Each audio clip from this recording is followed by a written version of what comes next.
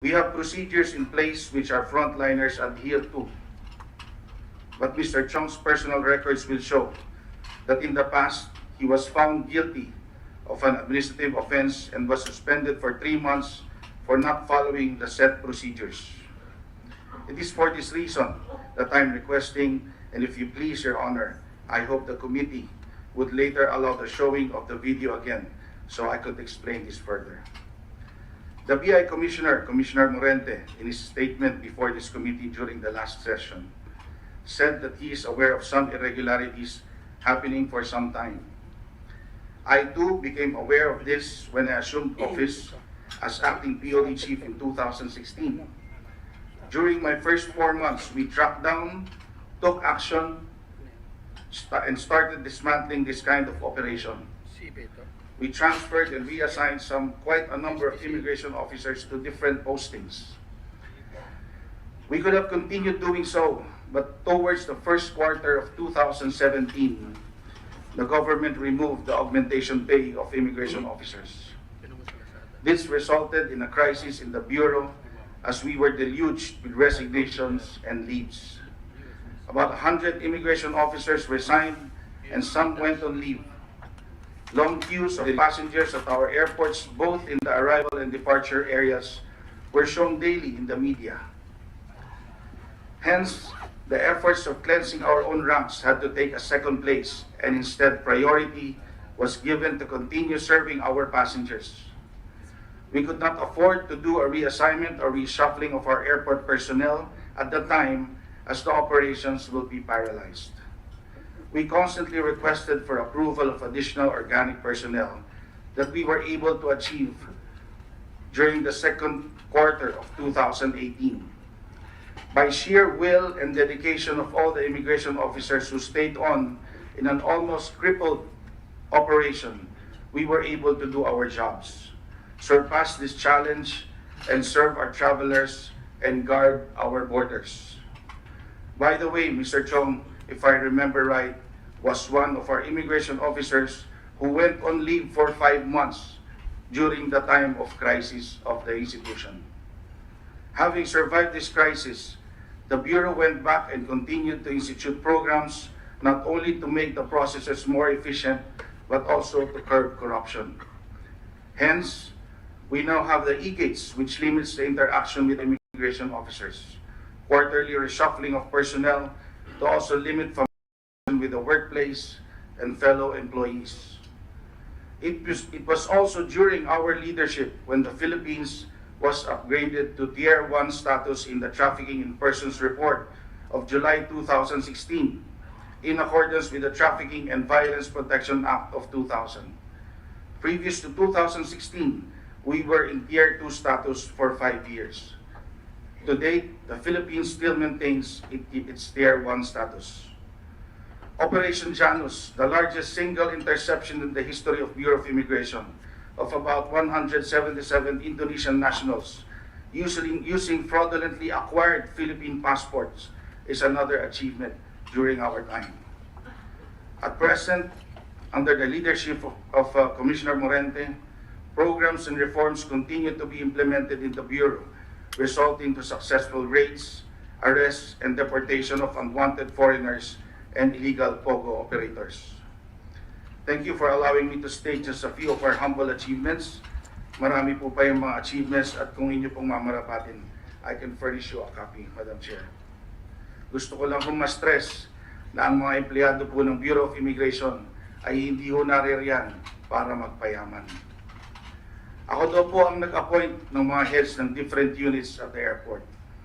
Your Honor, I have no appointing authority as acting chief of POD. I merely endorse their appointments on the basis of their experience, knowledge of operation, people management skills, and because they have my trust and confidence. Based on the affidavit executed by Mr. Chong, there's no proof of any wrongdoing by these 3 people I recommended. Lastly, it deeply saddens me that the Bureau of Immigration, the institution which me and my family have faithfully served for more than 70 years without any derogatory mark, was dragged in this mess. The reputation of the tireless and dedicated men and women of the Port of Operations Division has been tarnished and their jobs are in jeopardy. I can only hope that my presence here today can somehow shed light and mitigate the unjustness of these accusations. To Mr. Allison Chong, as we dig deeper in finding out your real motivation in spewing these lies, bear the thought that you have weakened the very institution that protects our borders by causing untold demoralization among our ranks. Thank you. Thank you, Mr. Marinas. Dalawang punto lang bago may intervention si Sen. De La Rosa. The committee takes note, even in previous hearings, doon sa problemang nagsimula noong first quarter 2017, kung kailan tinanggal yung augmentation pay, yung just na augmentation pay ng immigration officers. At posibleng pumasok din ito sa recommendation sa aming committee report in terms of na yung ating mga public sector employees sa buong gobyerno, pati sa Bureau of Immigration, ay dapat karampatan sa serbisyong ibinibigay nila sa ating bayan. And the second point at this point in the hearing tungkol sa trafficking. For one, Attorney Coronel of the IACAT well knows the progress that IACAT has posted in terms of improving our global status in curbing outbound trafficking. Yung kailangan pa nating mas sugpuin ay yung inbound trafficking na nasa puso din itong resolusyon na dinidinig ng aming komite. So before I proceed, Senator De La Rosa. Thank you, Madam Chair. Listening to the statement of former Immigration Officer Marinas, dito na marami mga taga-BI nandito. I just would like to give you a piece of advice. Tayo sa law enforcement, pareho lang tayo, immigration, saka police. Kahit anong litanya mo dyan na accomplishment na sinasabi mo, it will only take isang rogue immigration officer or policeman to bring down the whole institution. Kaya nga, kahit nasabi mo, sa police, tuloy-tulilada ng policeman, siya po ang nahuli, but isang police lang, isang ninja cop lang na mahuli, kahit na 5 grams lang na siya po ang nahuli sa kanyang posisyon, sira pa rin ang buong kapulisan. So pareho na rin yan sa inyo, sa immigration. Kahit na ilang libo ang accomplishment niyo dyan ng mga kung ano-ano accomplishments. Isang pastillas lang na napicturean ni Mr. Chong, sira na kayo lahat. So, dapat mag-ingat tayo sa ating trabaho. But more so na ang ating presidente, ating Pangulo ay talagang galit na galit sa korupsyon. Kailan pa ba tayo kikilos ng ikakabuti sa ating imahe para sana may pagbabago naman before matapos yung term ng ating Pangulo. Yun lang, I am not prejudging you na talagang totoo yung pastilla scheme na yan. In fact, I suggested to Madam Chair kung pwede yung sinasabi mo na video, pakita natin ito sa screen dito para malaman natin yung pastillas na yan. But yun lang sa akin, sana mag-ingat tayo lahat. And before kababalik Madam Chair, tanungin ko lang sana yung sino bang highest officer ng una si Commissioner Morente, ikaw Attorney Tobias Javier. How far, gaano ka lawak yung inyong administrative powers over your hearing immigration officers? Sa BI level lang, kaya ba nyo disiplinahin yung mga hearing personnel pag may nahuli kayong gumagawa ng kalokohan? Mayroon po kaming board, thank you sir for the question. Mayroon po kaming board of discipline sa Bureau of Immigration, internal machinery for disciplining our employees for violation administratively. Gagawa po ito ng investigation in accordance with the due process, procedural due process. Tapos whatever comes out of the investigation po, pino-forward yan sa Department of Justice. May recommendation po yung Board of Discipline whether to dismiss or suspend or ano pa mang sanction na pwedeng ibigay or impose doon sa erring employee ng immigration po. So Department of Justice will decide whether to follow the recommendation of the Board of Discipline. Ang commissioner po, kung sa tingin niya mayroong probable cause or prima facie case, pwede po siyang i-assign muna yung empleyado na maaaring nagkasala sa isang pwedeng ibalik doon. Kung galing siyang airport, pwede siyang ilagay sa main office. Doon muna siya, siguro i-freeze muna siya sa isang division doon pending investigation. Yan po ang power ng commissioner. Pwede siyang mag-assign by way of personal order. Madam Chair, thank you, Atty. Javier. Tinatanong ko yan kasi parang it appears na totoo nga yung sinasabi mo, lame duck yung commissioner as far as his treatment towards his erring immigration officers. Dahil nga ito, I will give you an example sa PNP. Pareho lang tayo, parang bureau. Bureau kayo ng DOJ, ang PNP, bureau ng DILG. But the chief PNP has the power to hire and fire its personnel, lalo na yung erring personnel.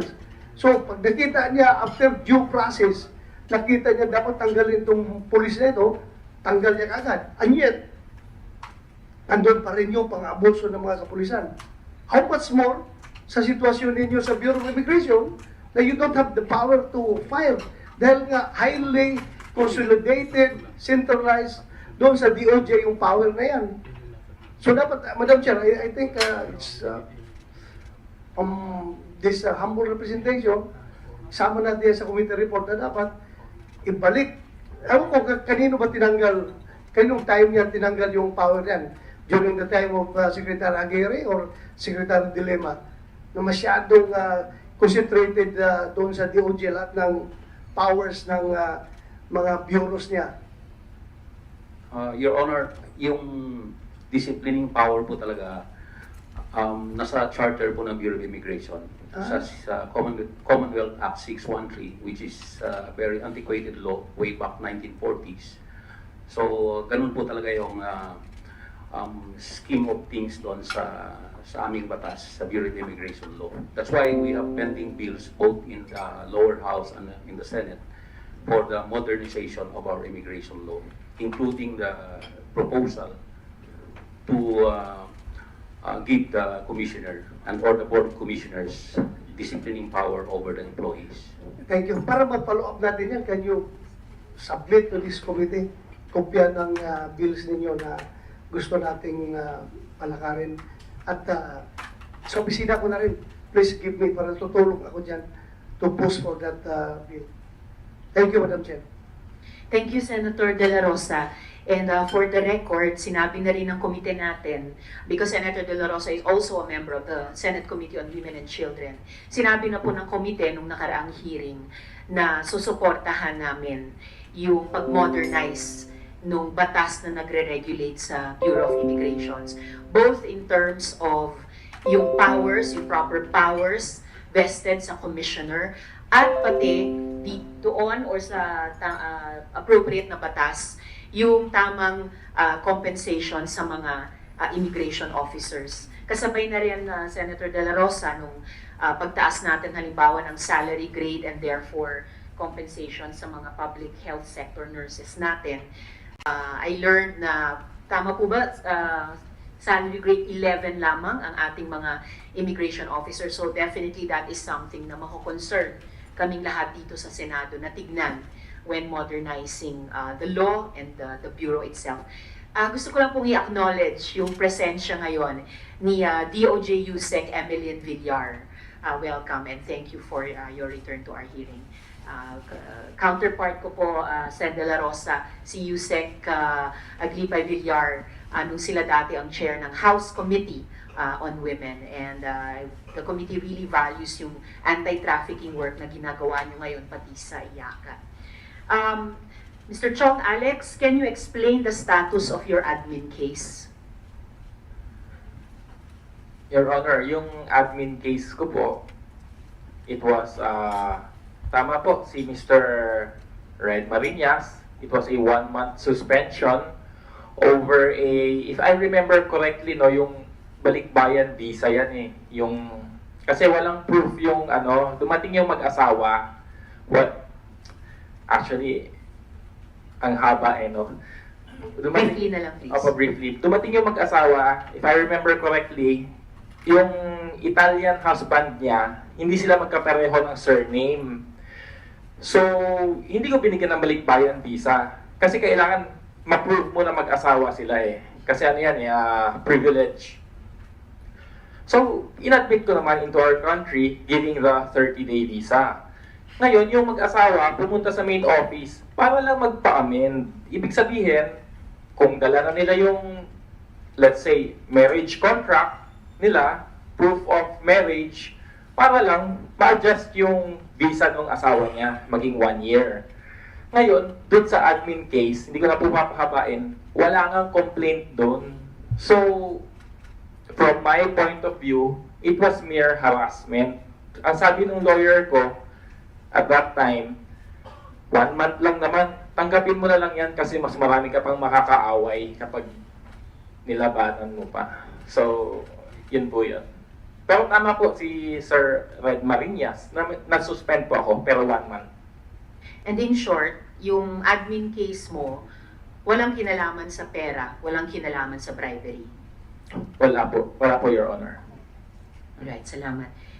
Could I turn now quickly to ask Mr. Tulfo, whom I must acknowledge for the record, bravely exposed this issue nung ang focus pa lamang ay yung palabas ng bansa for human trafficking. So, first question, Mr. Tulfo, pwede ba kayong mag-comment dun sa statement kanina ni Mr. Red Marinas? Natatawa nga ako eh. Kasi kabaliktaran yung sinasabi niya na sinabi sa akin ni Mr. Chong. And sir, you posted, no? You posted a very interesting photo in social media Yes. where you called Mr. Maynardo Marinas the syndicate godfather and Mr. Mark Red Marinas the syndicate heir. Ano po bang ibig niyong sabihin dito? Mag-ama po sila eh. Ayaw ko kung bakit po wala dito si yung protector nila, si former Secretary Aguirre. Si former Sec Aguirre ang protector nila ng mag-amang Marinas. Yes, but quoting yung pong sinabi sa akin ni Mr. Chong. And while I have you here before the committee, Mr. Tulfo, sa column nyo naman sa February 25, 2020, nitong taon lamang, Opo. sa Manila Times, sabi nyo, may chartered helicopter na ginagamit ang mga taga-BI para iabot sa isang top official ang kanyang share of the loot.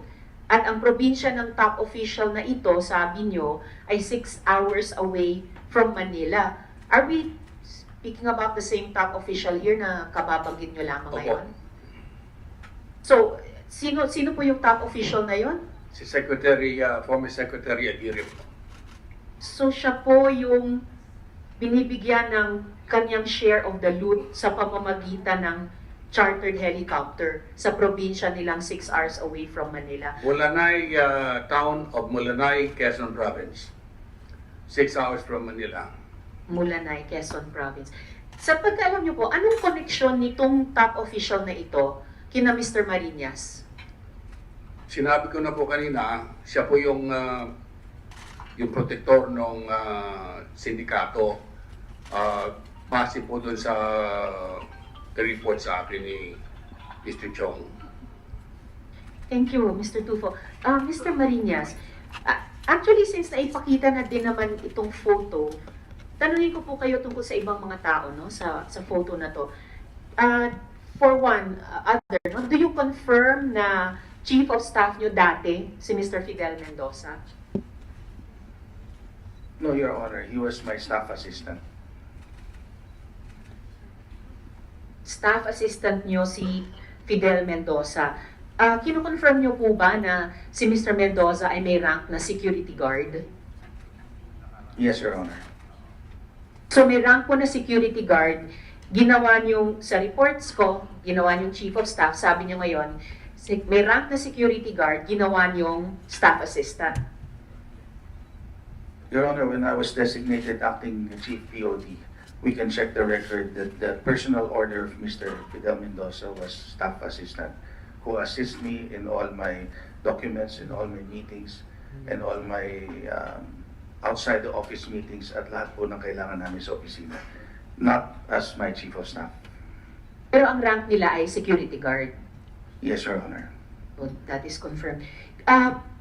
Deputy Commissioner Javier, bakit po ulit tinanggal si Mr. Fidel Mendoza sa airport at nilagay sa main office? Binanggit niyo po kasi iyan nung nakaraang hearing.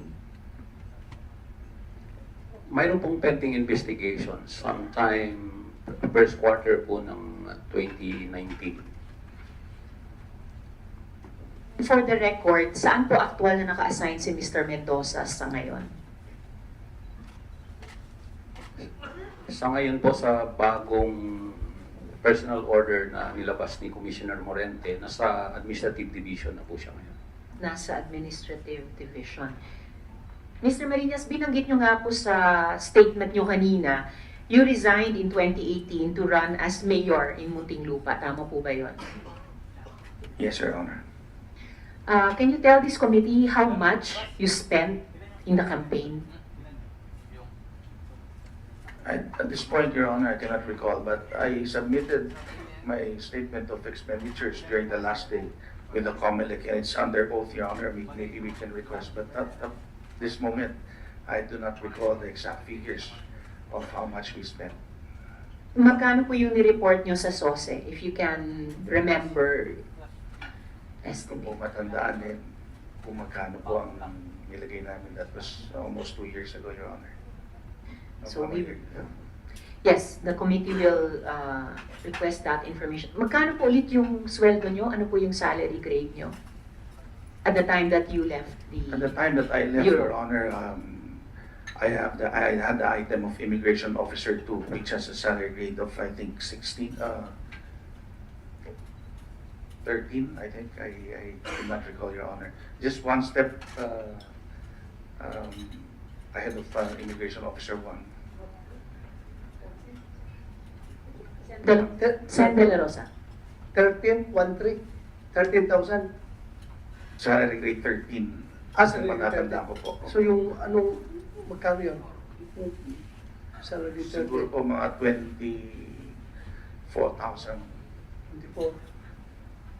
Plus the augmentation pay, kaya lang nawala naman po nung time namin 2017 up to third quarter of 2018. Thank you. Thank you, Sen. De La Rosa. So, with salary grade 13, 24,000 pesos a month, plus augmentation until nawala yung augmentation. So, 24,000 a month. Pero nakatakbo kayo bilang mayor. Mr. Marinas, nagsasubmit ba kayo ng SALN noon? Yes, Your Honor. Did you submit your SALN for 2018? Kung kailan kayo nag-resign sa bureau? Sa tingin ko po, nakapag-submit po ako ng 18 before I left the Bureau. Well, kasi po ayon sa records namin, hindi po kayo nag-submit ng SALN noong 2014, 2015, 2016, at saka 2018, for the record. And sir, that is a violation of the Code of Conduct for Government Officials, ang hindi po nating pagsumite ng SALN. Madam Chair, if I may explain, yung Briefly, pong please. aking 201 file, when I was designated as Chief POD, nawala po ang 201 file ko. Hindi lang po ako nag-iisa. Hindi ko natatandaan ko, dalawa po kami. Ang kinuha po ang 201 file namin at wala po sa personnel. It's not only my statement of assets and liabilities, but my whole file in the personal section of the Bureau of Immigration, nawala po. In Indian De na La Rosa. investigahan? Hindi ko po alam kung ano po ang ginawa nila. Nalaman ko na lang po, wala na po yung aking 201 file. Very mysterious. Paano nangyari yun? Attorney Javier, wala pang investigation na ginawa tungkol dyan? Nawala yung mga files ng opisina niyo? I think at the time, sir, I was not yet, I'm not yet Deputy Commissioner. Pero hearsay lang po kasi narinig ko lang na nawala nga. Yung may mga nawalang files sa... you know, sir, the position of Port Operations Division, the chief, is a highly coveted position.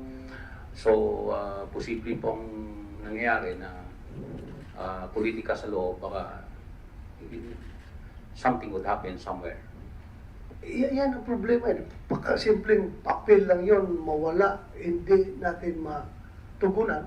How much more yung corruption na nangyayari sa bureau ninyo? Maliit na papel nga, hindi masikaso. Nawala. Paano yung corruption? Paano mabantayan yun? Pag ganun. Sir, maybe we could ask I'm not laying the I blame used on to be you. a personal division. Kakapasok ka lang. He used to be the kakapasok chief ko of lang. personal division. Sino bang personal division? Used to be the chief of personal Sir division. Medina. Maybe Yeah. he could say something about it. Please. Yeah. Sometime 2016 it happened, and we made a report on that. In fact, the staff in charge of the 201 file made a report and showed that some individuals took the 201 files of Mr. Red Marija. I think 4 others. At the time, it was an evaluation stage, and I think meron pong perma doon kung sino yung kumuha. May perma. Ah. So matrace niyo kung sino. Yes, sir. Nandun po sa files po ng 201 files. Basta, for the record, Mr. Breñas, hindi ikaw nagutos noon na tanggalin yung record mo doon. Hindi ikaw nagutos. No, Your Ha? Honor. Hindi po. Tuloy natin. You are under oath, ha? O mamaya, sasabihin nung pumirma doon na ikaw nagutos, pinakuha mo doon yung pinapahugot mo. Laruin lang natin. So, for the record, hindi ikaw nagutos. Please, Mr. Medina, bigyan mo itong committee ba na ito ng record kung sino yung kwan para next hearing, Madam Chair, I suggest, patawag natin yun. Bakit ganun? Nawawala yung records niyo. Yes. Thank you, Madam Chair. Thank you, Senator De La Rosa, at gagawin po natin iyan. And of course, di ba, lahat tayo nang nagtatrabaho sa gobyerno, kahit pa mawala yung 201 file natin, hindi nawawala yung obligasyon natin mag-file ng SALN taon-taon. Ordinaryong empleyado nga ng Bureau of Immigration, I'm sure nagpa-file kayo ng SALN, lalo na dapat yung mga opisyal natin. And for the record, no, sabi ko nga na there's no data available sa pag-submit ng SALN nyo, Mr. Marinas, for years 2014, 2015, 2016, and 2018. But just looking at year 2017, kung kailan nakapag-file kayo ng SALN, yung stated amount ay 5,545,000. Samantalang yung kay Mr. Fidel Mendoza, na to his credit, taon-taon nag-submit ng SALN, for that same year, 2017, kung kailan kayo na acting chief POD ay nag-file in the amount of 5.5 million, si Mr. Mendoza na security guard 2 ay nakapag-file ng 9,906,000. Sobrang isa na namang misteryo. Bakit ganon, no? Mas mataas pang na-file ng isang security guard na sa pagkaalam ko ay chief of staff nyo, sabi nyo ay staff assistant, mas mataas pa kesa sa isang acting chief Pero, Madam Chair, at least nag-file, Sen. ha? De La Rosa. At least nag-file. Kahit na questionable 1 out yung of amount, 5 years. at least nag-file. Yes. Okay. That's right. Kumpara sa security guard, chief of staff, or staff assistant na nag-file taon-taon for 5 years. And for the record also, para sa ating komite, yung si Mr. Maynardo Marinas naman, na head ng SOCU, ay hindi rin nag-file ng SALN years 2017 and 2018. So again, the ng isang security guard, chief of staff or staff assistant. Ang heads ng POD at ng SOCU na nakuhaan pa ng kapangyarihan ang mismong commissioner ng bureau. Mr. Mendoza, nandito kayo, di po ba? Mr. Fidel Mendoza, can you confirm po na yung item nyo ay security guard 2? Yes, ma'am. Yun po ang item ko. At ano po ang salary grade nyo? Salary grade 5 po, ma'am. Salary grade 5? Yes, ma'am. Magkano po magkano buwan-buwan po ang SG5 na sweldo? 11,000 po, pero meron nga po kami dating augmentation pay. So, pareho lang po kasi yung augmentation pay. So, more or less, 11,000 plus augmentation, Mga 20 po, ganun. So, 20 opo, opo. isang buwan. Opo. Thank you. Total of 20,000 a Hindi po, month. 31 sorry. po. So, yung 11K na sweldo ng salary grade 5, plus yung dating augmentation ng 20K, Yes. so mga 31,000 a month. Okay po. Okay, ano po yung trabaho nyo bago kayo pumasok sa bureau? Galing po ako ng Japan. Seaman po muna ako, Your Honor. 4 years po akong nagbarko. Then, nag-Japan po ako for 10 years. So, umuwi po ako 2003 from Japan. So, doon po ako nagtrabaho ng matagal sa Japan. So, para lang klaruhin na natin, no? Yung item nyo ay security guard 2, pero ginawa kayong chief of staff ni Mr. Marinas, tama po ba yon? Staff po niya ako nung pagpasok po niya noong 2016. Magkasabay po yung PO namin. Sinabihan niya po ako na kasama niya ako. Nagpapasalamat po ako dahil as yung item ko nga po as security guard, pinagkakatiwalaan nila.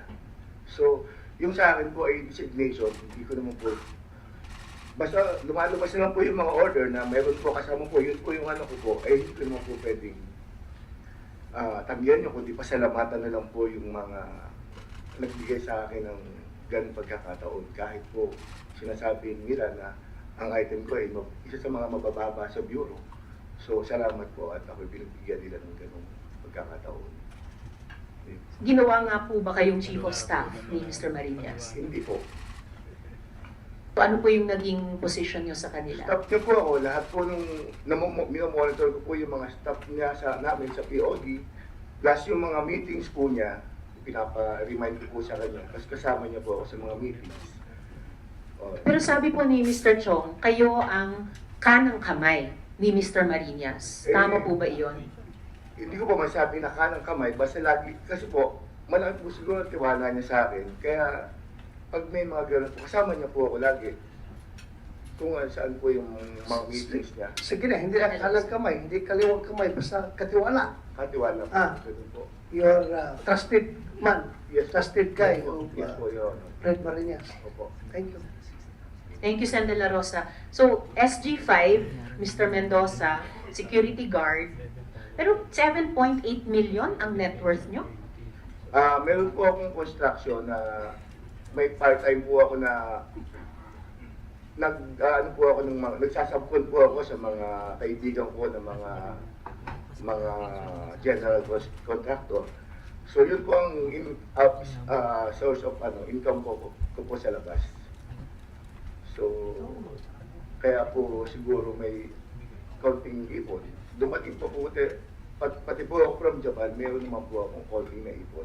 So yun po yung pinag-umpisa ko sa construction business ko. At ano po ang role nyo sa Pastillas operations?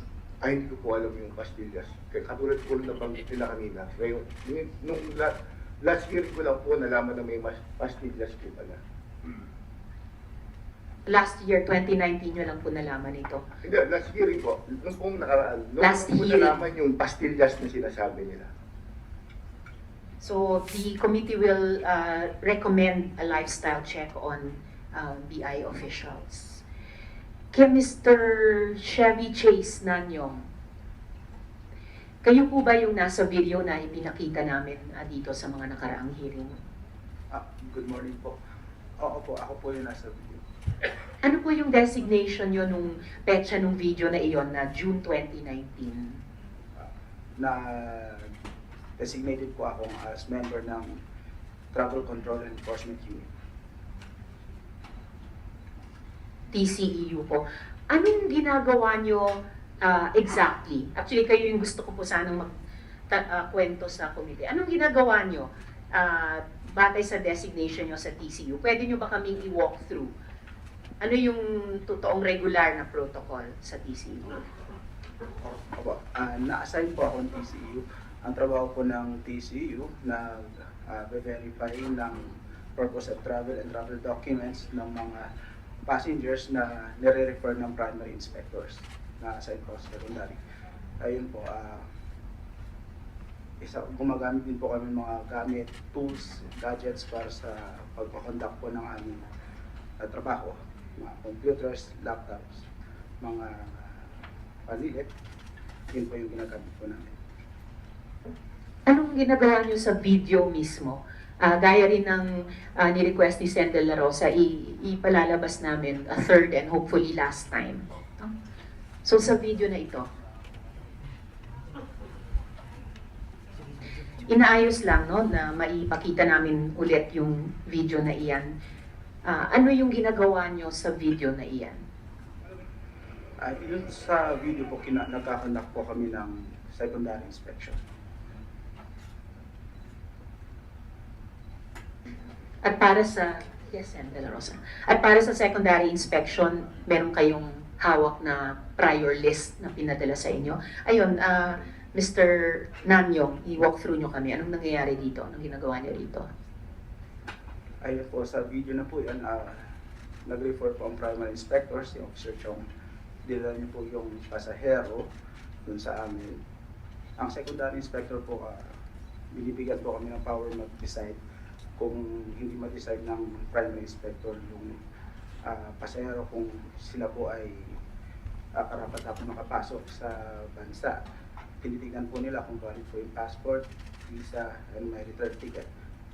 Hindi po nila ma-desisyon yung within 45 seconds, may 45 seconds lang po silang gawin yun. Kami po yun nag-check. Yun po yun.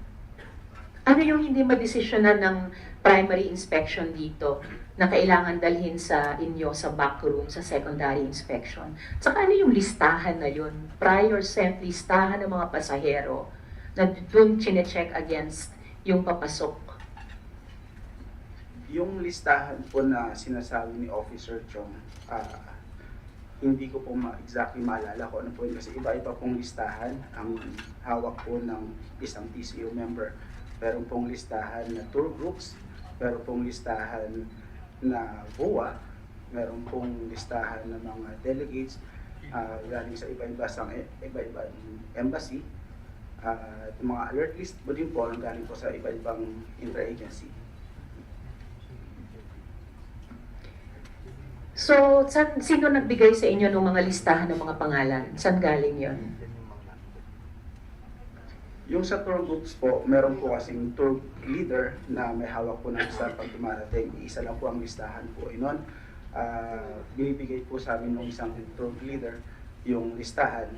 Yung sa mga alert list lang po, galing po sa amin yung mga superior. Ano yung mga conversation nyo dyan na huwag kayong titingin sa cellphone nyo? May nagmamadman, dinadaga-daga tayo. Ano yun? Your Honor, yung sinabi ko po na huwag tumingin sa cellphone kasi meron po kaming office memo na huwag titingin sa cellphone ang primary inspectors. Dinadaga-daga kayo. Hindi ko po alam kay Officer Chong kung ano po yung daga-daga, pero hindi ko po sinabi yung daga-daga. So, yung pinaka, to use the word kanina ni Senator De La Rosa, yung pinaka-misteryoso pa rin ay hindi maalala. Alex, ano yung listahan na nandun nag-appear sa computer? Listahan ng mga pangalan ng mga Chinese incoming di umano turista with flight numbers, flight times, dun sa isang screenshot ng Viber chat group, meron pang photographs. Ano yun? Regular ba yun? Yung pong listahan na tinitingnan ng TCEU, at that time, nandun po yung listahan ng mga nakatimbre na Chinese passengers na nakapagbayad na para makapasok sa bansa natin nang hindi dumadaan sa masusing inspeksyon at parang yun nga, madulas. Sorry. So yung secondary inspection, at least dito sa backroom na ito, hindi siya dahil hindi makadesisyon yung primary inspector. Siya ay para i-confirm na talagang nasa nakatimbreng listahan ng mga incoming Chinese tourists. Yes, Your Honor. Kami pong mga primary inspector, no, malalaman naman namin yan sa primary inspection kung yung particular pasahero na yan, tulad yan is public charge nga yan, magpo-fall siya under section 29A5. So may basis po yan sa batas.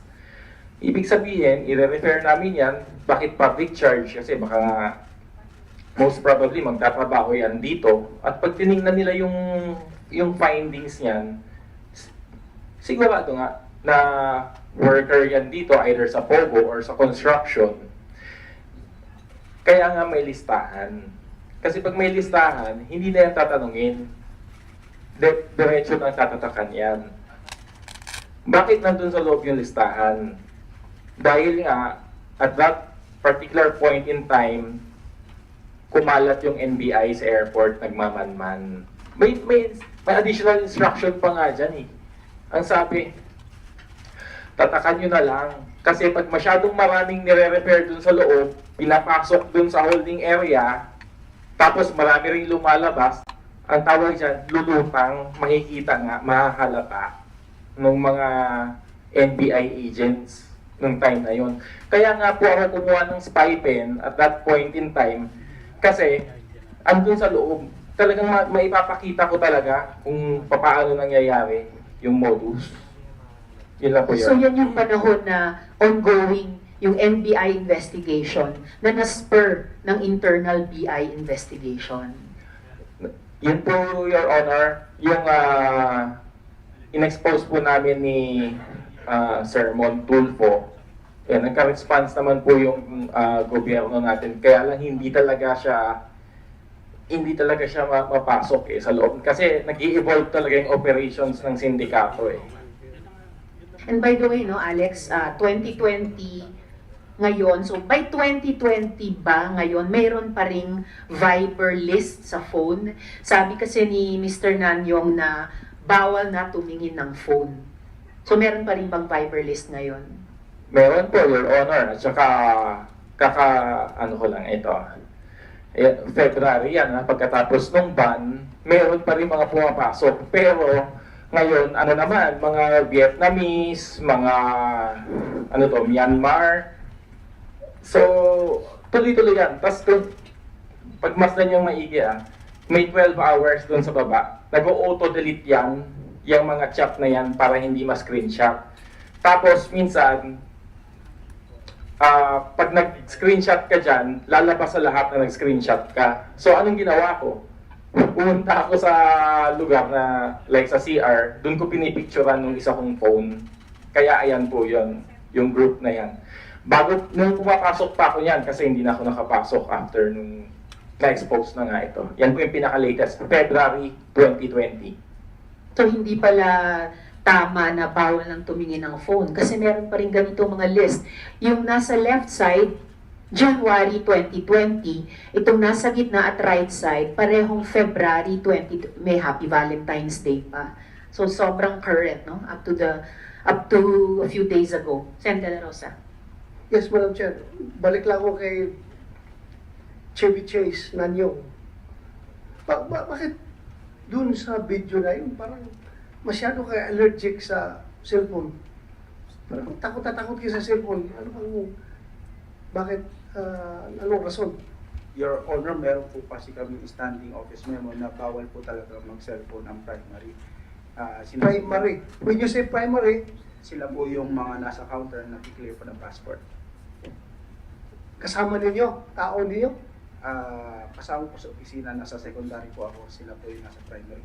mga nagtatatap po ng passport. Pero ako ha, regardless about kung anong laman ng memo na yan, about cellphone, kung nakikita ko kung wala kang tinatago, bakit ka matakot sa cellphone? Kung transparent ka, oo, ikaw, halimbawa, napansin mo na si Mr. Chong kumukuha ng cellphone doon, ay nagbibideo. Halimbawa, nahuli mo ha, granting nahuli mo. Alam mo, kung wala akong tinatago, sabihan ko, oh, Mr. Chong, ito, oh, gusto ka mag-record? Oh, record mo lahat. I-open ko sa'yo. I will not hide anything. Transparent ako, ipakita mo ito. Pero sa nakita ko sa video, parang takot na takot kayo sa cellphone. Hindi naman po. Nire-remind ko lang po sila na bawal po gumamit ng cellphone sa counter. Bawal. Pero ako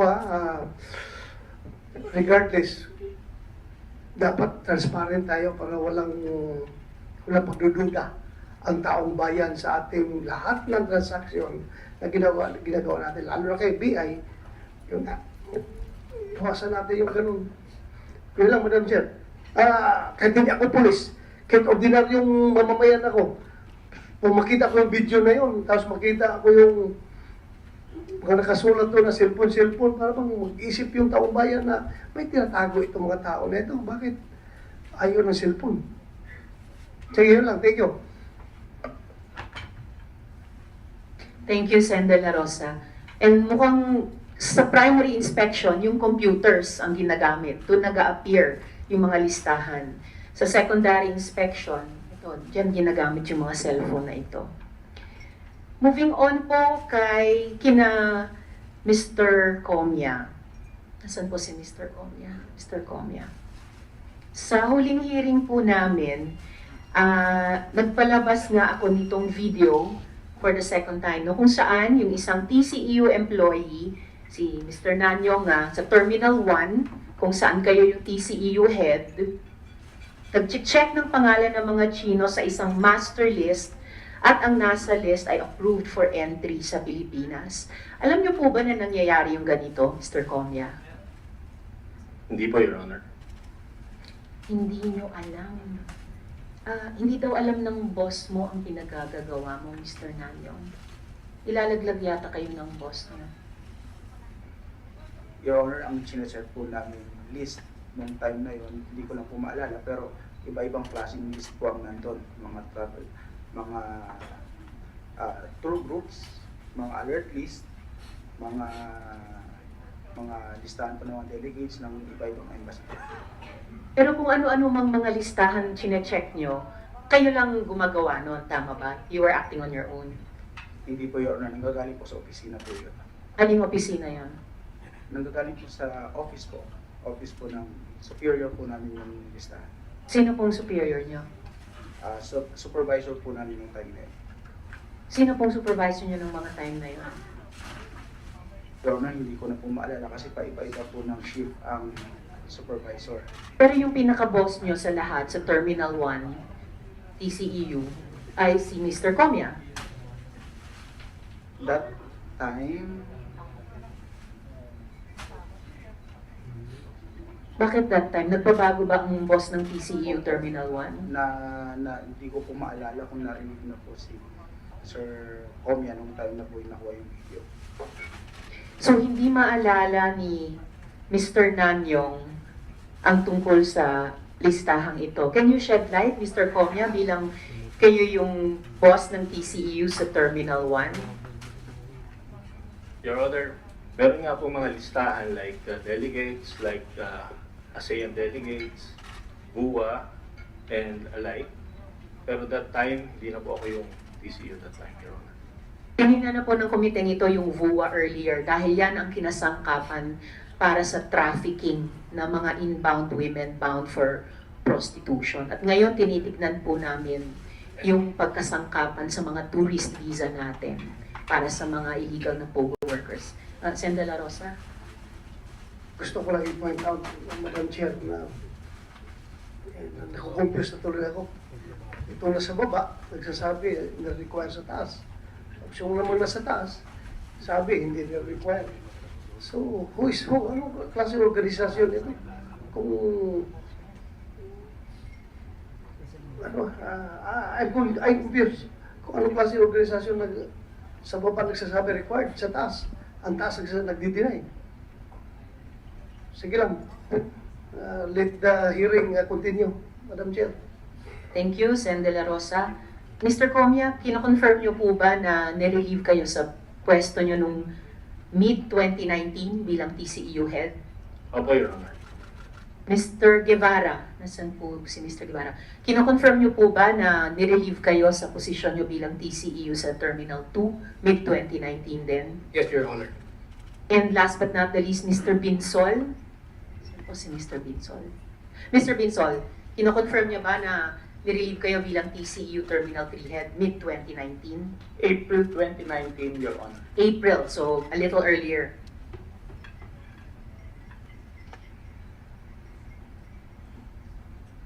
Alex, sina Mr. Scomia, Guevara at Binsol ba ay members ng mga Viber groups na iyon?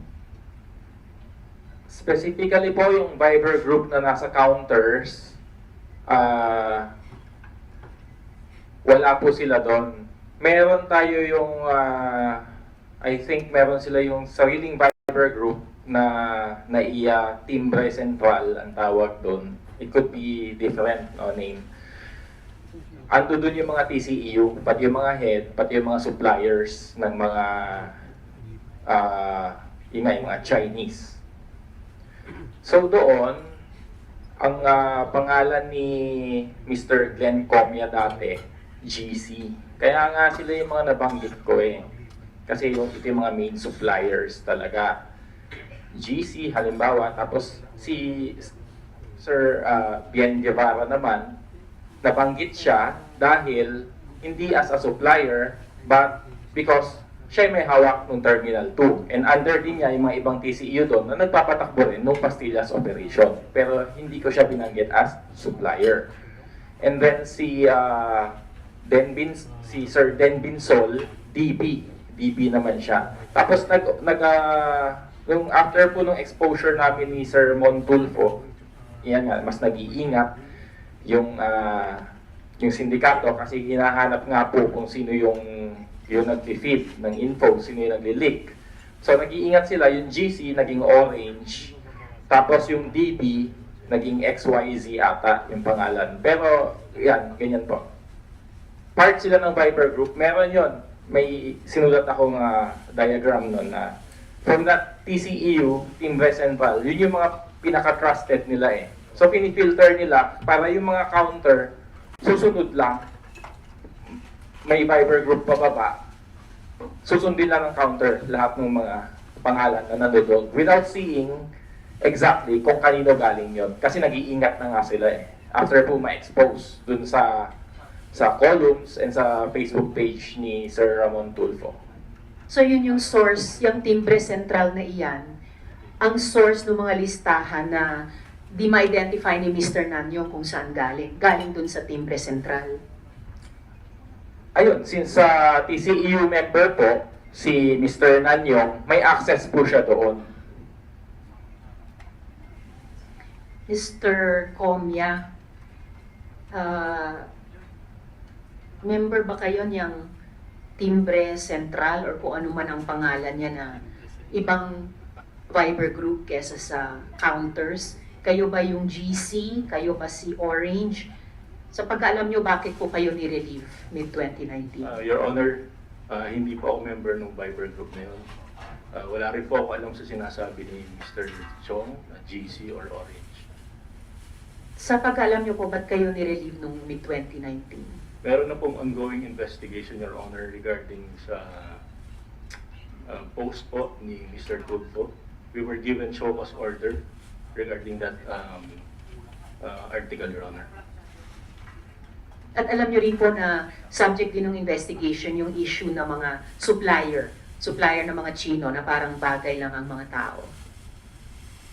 Yung term na suppliers, alam nyo na bahagi yun ng investigation. Parang wala pa akong nabasa dun sa show cause order. First time.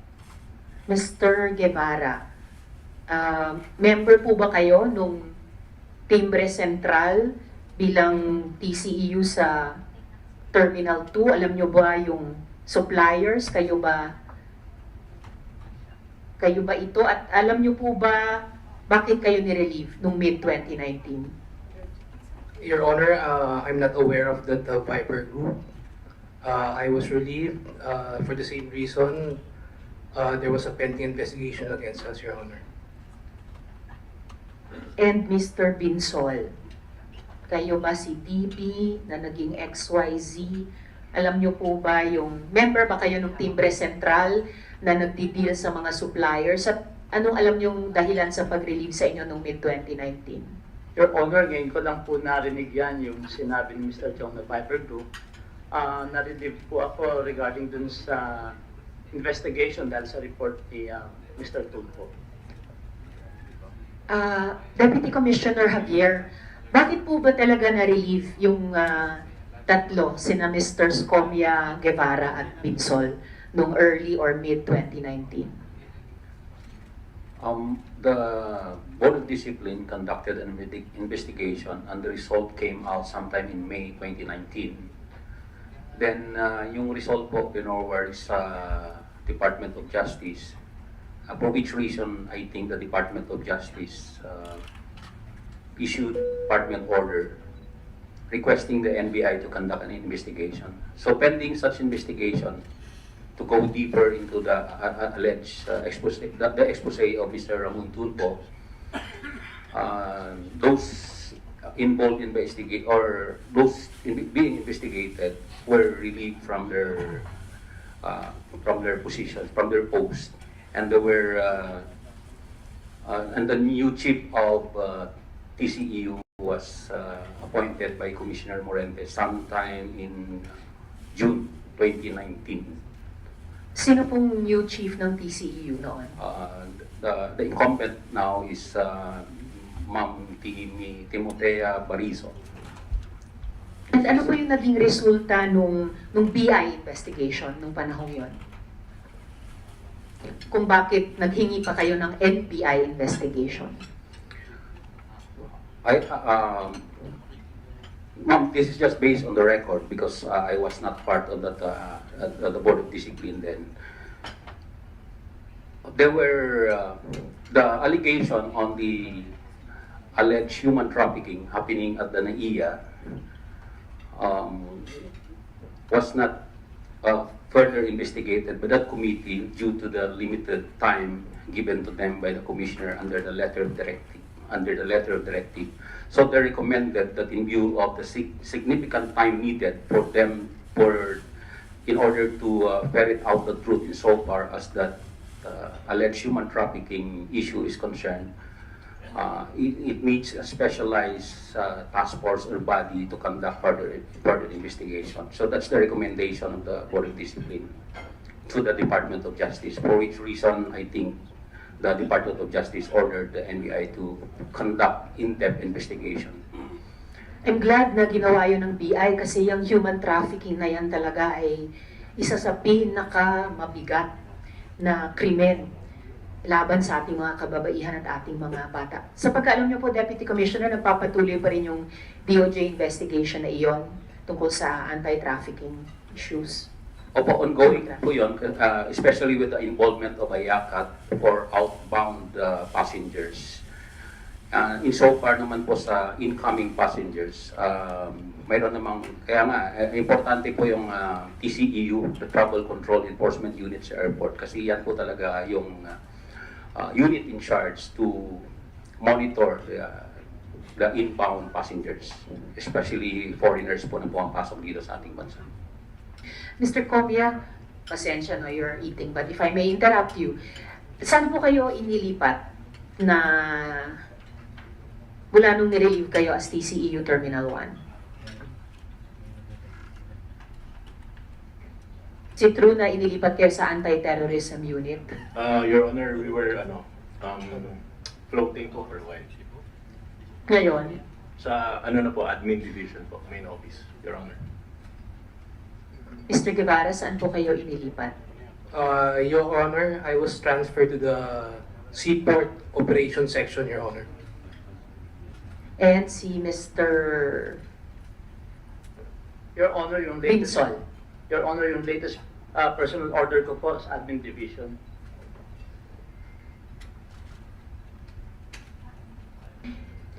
Kay Mr. Ortañez po, yung overall TCEU head. So, kayo po yung superior ni na Mr. Scomia, Guevara at Binsol. Nililib din po ba kayo noon? Madam Chair, yes po. Meron bang kahit aling activities ni na Mr. Comia, Guevara at Binsol na nag-arouse ng suspicions ninyo nung panahong iyon? Wala po, Madam Chair. Napanood niyo po ba yung video nung TC employee na si Mr. Namyong na nag-check ng pangalan sa master list? Bilang bilang overall TCEU head, maitanong ko sa inyo, no? In what universe is that acceptable? Wait, ma'am, pakiulit po. Ulit po. Kasi parang alternate universe kung saan pwedeng mangyari yan, na may present na listahan mula sa isang sinasabing sentral, no? Yung timbre sentral, then pumapasok sa computer ng primary inspectors. Ang alam ng secondary inspector ay, well, hindi alam ni Mr. Nanyong saan galing yung listahang iyon. Pero nandun yung pangalan ng mga pasahero, flight numbers, flight times, at sa mga Viber screenshots of which we have February 2020, yung iba ay mayroon pang mga photographs. Acceptable ba to? Ma'am, wala po kasi akong personal knowledge, pero yung sinasabi po ni Mr. Nanyong na meron po mga list like yung travel group ng visa, yung buba, meron po talaga lumalabas nun, ma'am. Meron talaga ano po? Meron po talaga list ng mga travel group, yung darating isang Chinese, marami sila, tapos isa lang yung visa nilang pinipresent. So yun po, chinecheck po yun kung valid po yung mga visas nila. Yes, for sure. Pero kung mga incoming workers papunta sa POGO operations o iba pa, kung construction, na dapat priority ang mga Pilipino manggagawa, sinasabi po yan ng Senate Committee on Labor kay Chair Senator Joel. At lalo na kung itong mga pumapasok, kunyari tourist visa ang hawak, pero dahil nagbayad ng 10,000 pesos pastillas bribe each, hindi na po yan ordinaryong listahan. Hindi po ba? Ma'am, just to clarify lang, ang alam ko po, yung mga Chinese na dumarating na with tourist visa, ma'am, they can be converted naman po to working visa. Dadaan po sa main office to apply for working visa. Dadaan sa labor and everything. Yes, they can be converted. Pero, ang problema, may pagsuhol pa sa ating ilang mga kawani at ilang mga opisyal sa bureau na dapat for no monetary consideration na ganyan, ay talagang either papapasukin or hindi ang isang totoong turista. Hindi yung papunta sa POGO operations. And well, you know this better than me, sir, kasi kayo ay tagaloob ng bureau. Ang dami pa pong ibang mga ulat na hindi pa nga nadidinig ng komite namin, ni ng ibang mga komite dito sa Senado, na ang dami pang kabit na mga eskema dyan. Once makapasok yung tao, gamit yung isang visa ng ating republika, pati yung mga ulat na mga illegal na operation sa mga passports mismo nila at sa iba pang mga legal documents natin. Shocking talaga. And I'm sure outside this hearing ay nababalitaan din ng marami kung hindi ng lahat natin. Nakakatawa lang na lahat po kayo so far walang personal knowledge pero ang daming screenshot, no? Ng mga Viber list, merong pang video. Tapos kayo pang mga boss ay hindi alam.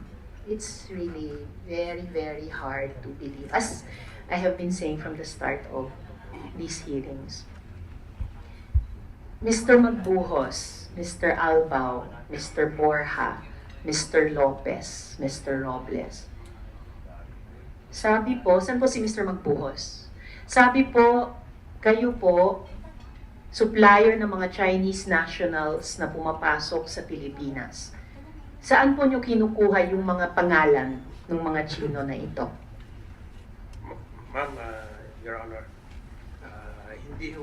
hindi ho ako supplier ng anumang Chinese. Yes, Sen. De La Rosa. So anong sinusupply mo? Yung list, hindi ko nagsusupply ng list? Ng list, hindi ho. Hindi po, hindi rin. Wala ho akong sinusupply. Hindi ko alam yan. Actually, interesting na maitanong nyo, Sen. De La Rosa, anong sinusupply. Kasi dati, ibang nationality naman ang binibiktima. Kaya nga.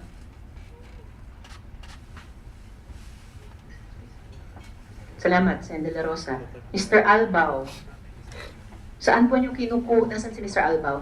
Saan po nyo kinukuha yung listahan ng mga pangalan ng mga Chinese na sinusupply? Ma'am, like what Mr. Magbuhos said, wala po akong list or sinusupply na Chinese. Mr. Borja? Nandito ba si Mr. Borja? Wala sila. Mr. Lopez.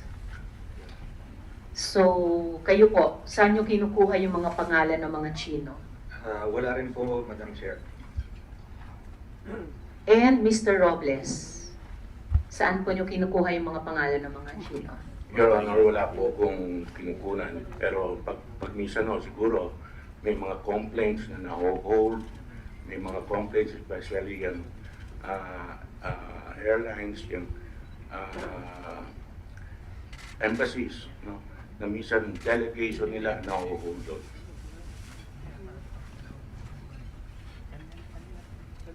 Nirereklamo nila yung mga naho-hold na mga nasa ganitong mga listahan ng mga Chino. Your Honor.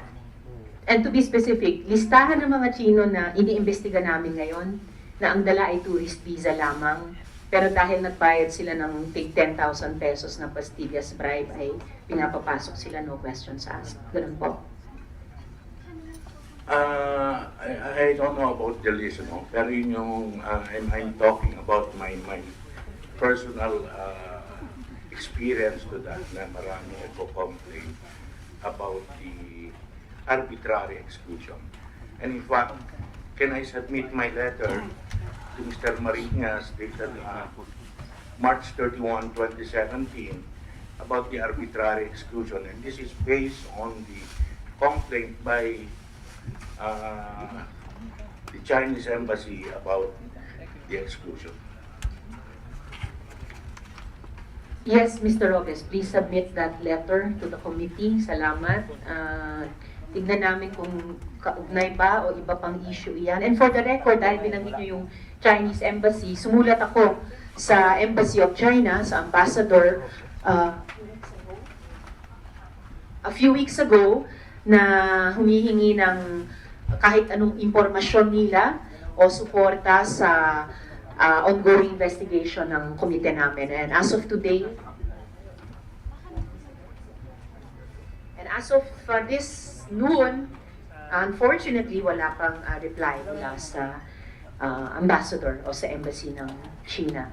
So, Alex, dinideny po ng apat na tinanong ko na alam nila itong mga pangalan na kinukuha, na mga sinusupply ng mga Chinese nationals. How sure are you na itong mga individual na ito ay suppliers talaga ng mga pangalan ng mga Chino?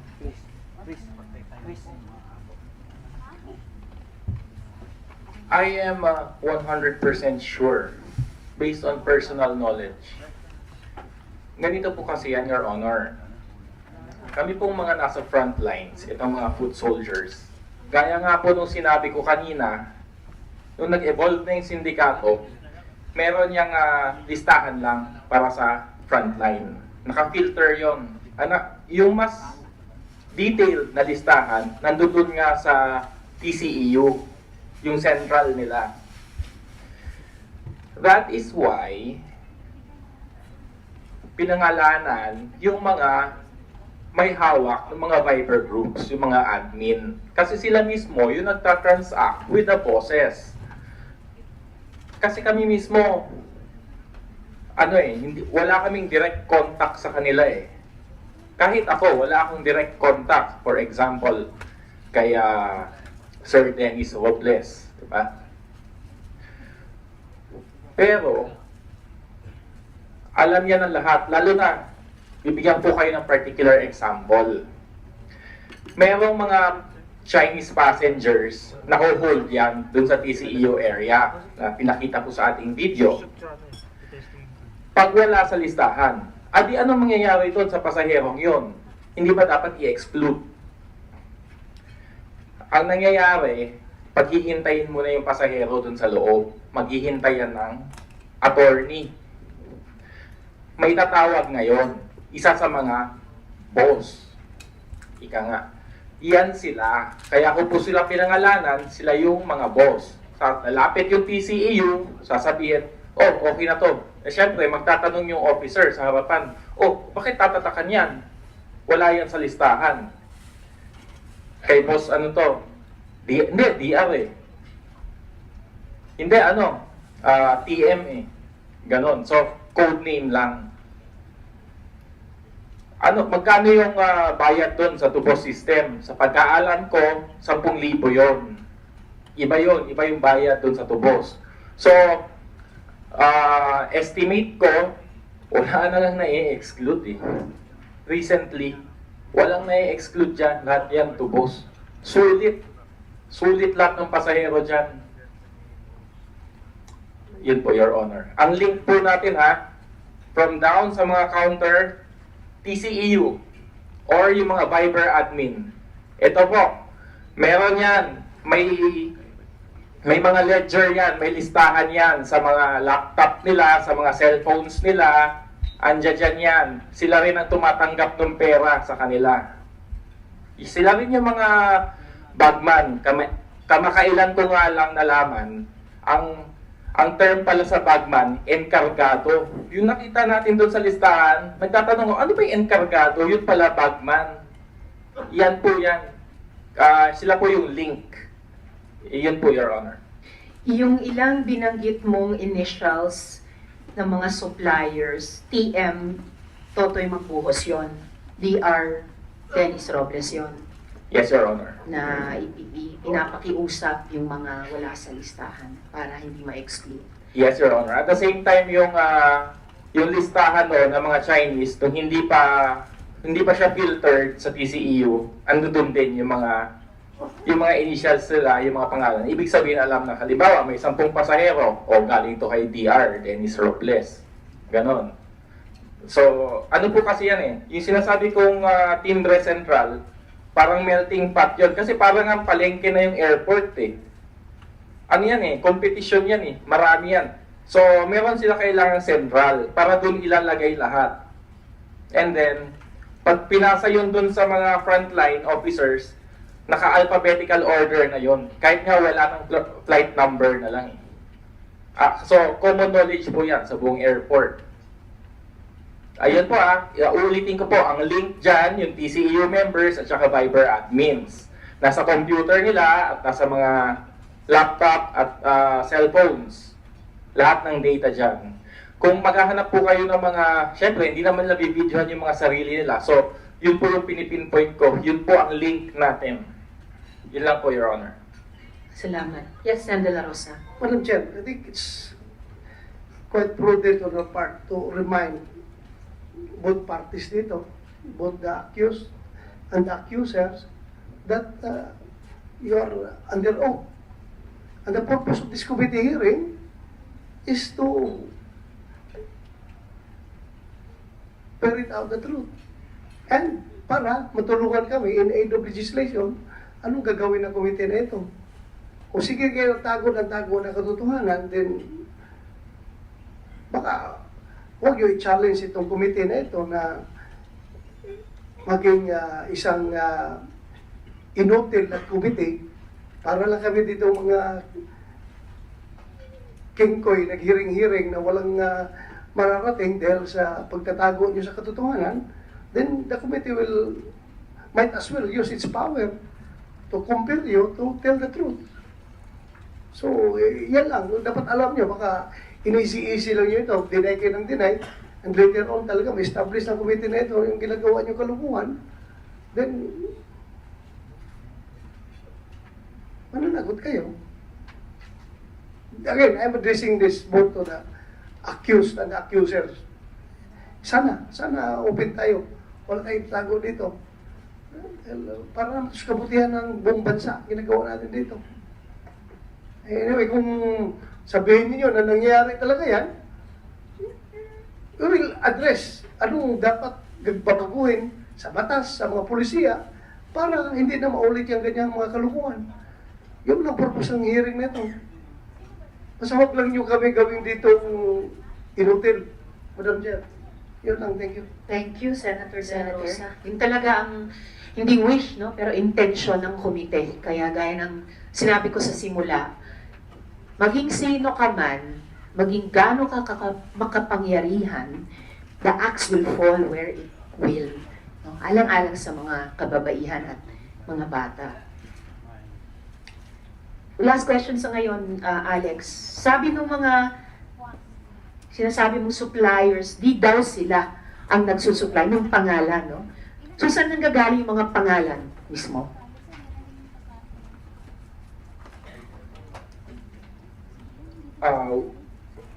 Again, from the earlier diagrams na ginawa po, na pinrovide ko po, we can only surmise na syempre, of course, yung mga passengers nang galing sa China, di ba? May travel agency doon.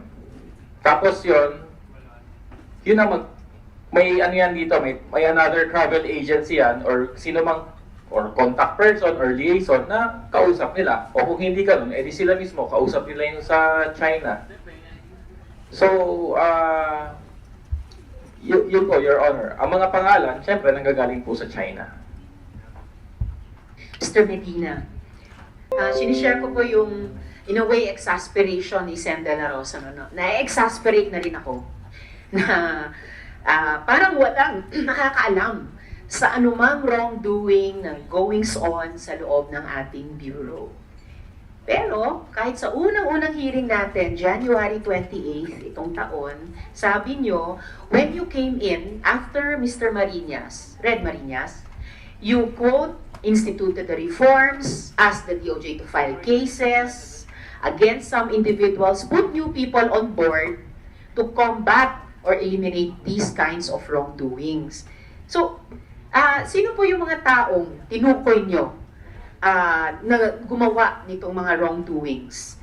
At tama po bang i-presume namin sa komite na yung mga taong ito ay sina Mr. Scomia, Guevara, Binsol, Magbuhos, et al. Kasi nga sila yung nirelieve noong 2019 eh. Tama po bang presumption yun? Yes, the report, the Board of Discipline gave show cause orders, and it was submitted to the National Bureau of Investigation, the said names. And the Commissioner also acted on some measures that we recommended. We instituted, with the help of the Office of the President and the Ombudsman, we introduced the Integrity Management Program. This is not just a show, but it utilizes vulnerabilities for corruption. We identified those, and then we seek to address this. In fact, Mr. Chong himself was included in one of our trainings in the Asian Development Bank. I think a letter directive or personal order was in place of that. The witness maybe could confirm that I think sometime April or May, I included him in the said list to be the Integrity Corps to start afresh, because even if we thought that meron pong mga ganitong bagay na nangyayari sa amin, hindi naman po namin dinideny, but we're doing something about it, and we're trying to combat, because it's never too late to turn people good. So nag-institute po kami, nagtatanggal kami, nagkakaroon po ng mga cases despite the limit of the law or dun sa mga powers na given to us. Naglalagay po kami ng mga bagong individuals to curb graft and corruption. And you, before I give the floor again to Sen. De La Rosa, and ito yung mga pangalan na in-identify nyo na subject of investigation nyo and subject of further investigation ng NBI. Apo. Thank you, Mr. Medina. And hold that thought, no? Kasi meron akong nalaktawan. But before I go back to them, Sen. De La Rosa. Yeah, Mr. Medina, yung binanggit mo mga pangalan, na-recommend ninyo sa DOJ for filing of administrative case? Ano nang nangyari sa kaso nila? The Board of Discipline recommended through the Office of the Commissioner the said names to the Department of Justice. Recommended for what? For investigation po. And relief Ano of na ngayon ang their progress ng investigation? I think there's a ongoing NBI investigation on that. At meron na po silang mga hearings, I think. Kasi pag hindi sweep yung investigation dito, although kailangan talaga ng due process, pero dapat mabilis ito. Lalo na ito ngayon, you're in the bad light. At makita ng taong bayan na may tinanggal kayong corrections officers. Kagaya pa ng mga police na involved sa drugs, merong pinagpaparil. Ayun, at least, may nakikitang action ba? Lalo na yung lumalaban na involved sa droga, nakipagbarilan, parang ganun. Para makita ng taong bayan na may action tayo na tanggal. We totally agree, Mr. Kasi kailan pa, anong year yung kaso, yung pinabisigan nyo sila? 2019 po. Last year. Last year. So, wala pang nangyari, wala pa, di ba? Pero naman po, sir, Di ba tapos? ang pagkakaalam po namin, ongoing yung mga hearings na ginagawa po ng Department of Justice. At we totally agree po kasi ang ating mga immigration officer, meron pong mga natitira pa hong mabubuti at maayos naman. Hindi ko ba sinasabi na masama kayo? Kaya nga, Kaya Hindi, we sabi really ko, wanted masama this kayo. to finish as well po. again, sabi mo kayo na, it's never too late to change. Para sa atin ito lang. Kahit na matanda na tayo, pwede pa rin tayo magbago. Basta ang importante, galing sa kalooban natin, open tayo, open to criticism, open to change, open to reformation. Na parang gaganda yung takbo natin. Hindi, sige tayo tago ng tago. Bakit pa porque nag-enjoy tayo sa ganyang scheme of things, sa ganyang sindikato, pabayaan na lang natin, hayaan na lang natin na magpapatuloy yan? Mali yun. Kahit na nag-enjoy tayo, dahil makonsensya tayo kung yung pera na yan na ina-enjoy natin, nakakain ng ating pamilya. Hindi po yung maganda. Again, I'm not prejudging you. Pero kung ganito ang takbo ng hearing, tago kayo ng tago, ayaw yung sabihin kung ano totoo, walang pupuntahan ito. Supplier. Ay, hindi man daw siya supplier. So, Madam Chair, wala tayong pupuntahan ito. Thank you, Madam Chair. Thank you, Sen. De La Rosa. Oo, it's never too late to change. Pero yung mga taong nakikinabang na at parang slap on the wrist lang, yung mga naunang disiplina na reassign lang, hindi naparusahan under the law, nasa law pa rin ng BI, mahirap silang magbago unless meron talagang firm disciplinary action. Lalo na yung kasuhan. Kailangan ma-disrupt yung business model nila. Kasi ang BI hindi naman siya pang negosyo eh. Siya yung inaasahan natin nagbabantay sa borders natin. So, kailangan ma-identify natin yung money trail, hindi lang sa level ng mid and low ranking employees, pero pataas at palabas. Otherwise, hindi talaga, mahirap talagang magbago sila kung pagbabagong loob. lamang. Kailangan may systemic na incentive sa kanila na tigilin yung mga krimen nila, lalo na laban sa ating mga babae at mga bata. So, balikan ko lang, please hold those thoughts, Mr. Medina, balikan ko po kayo. Pero, gusto kong tanungin yung mga admins ng mga Viber group, mga di umanong admin. Saan po si Mr. Ralph Garcia? Yes, Mr. Paul Villanueva? Yes, Mr. Ernest Gabe Estacio? Mr. Danilo Diodor? At si Mr. Fahad Kalika? Yes. Kayo po yung identified admins ng mga Viber groups kung saan yung mga immigration officers natin ay nakukuha yung listahan ng mga pangalan ng mga Chinese nationals papasok sa Pilipinas. Kino-confirm nyo po ba ito, Mr. Garcia?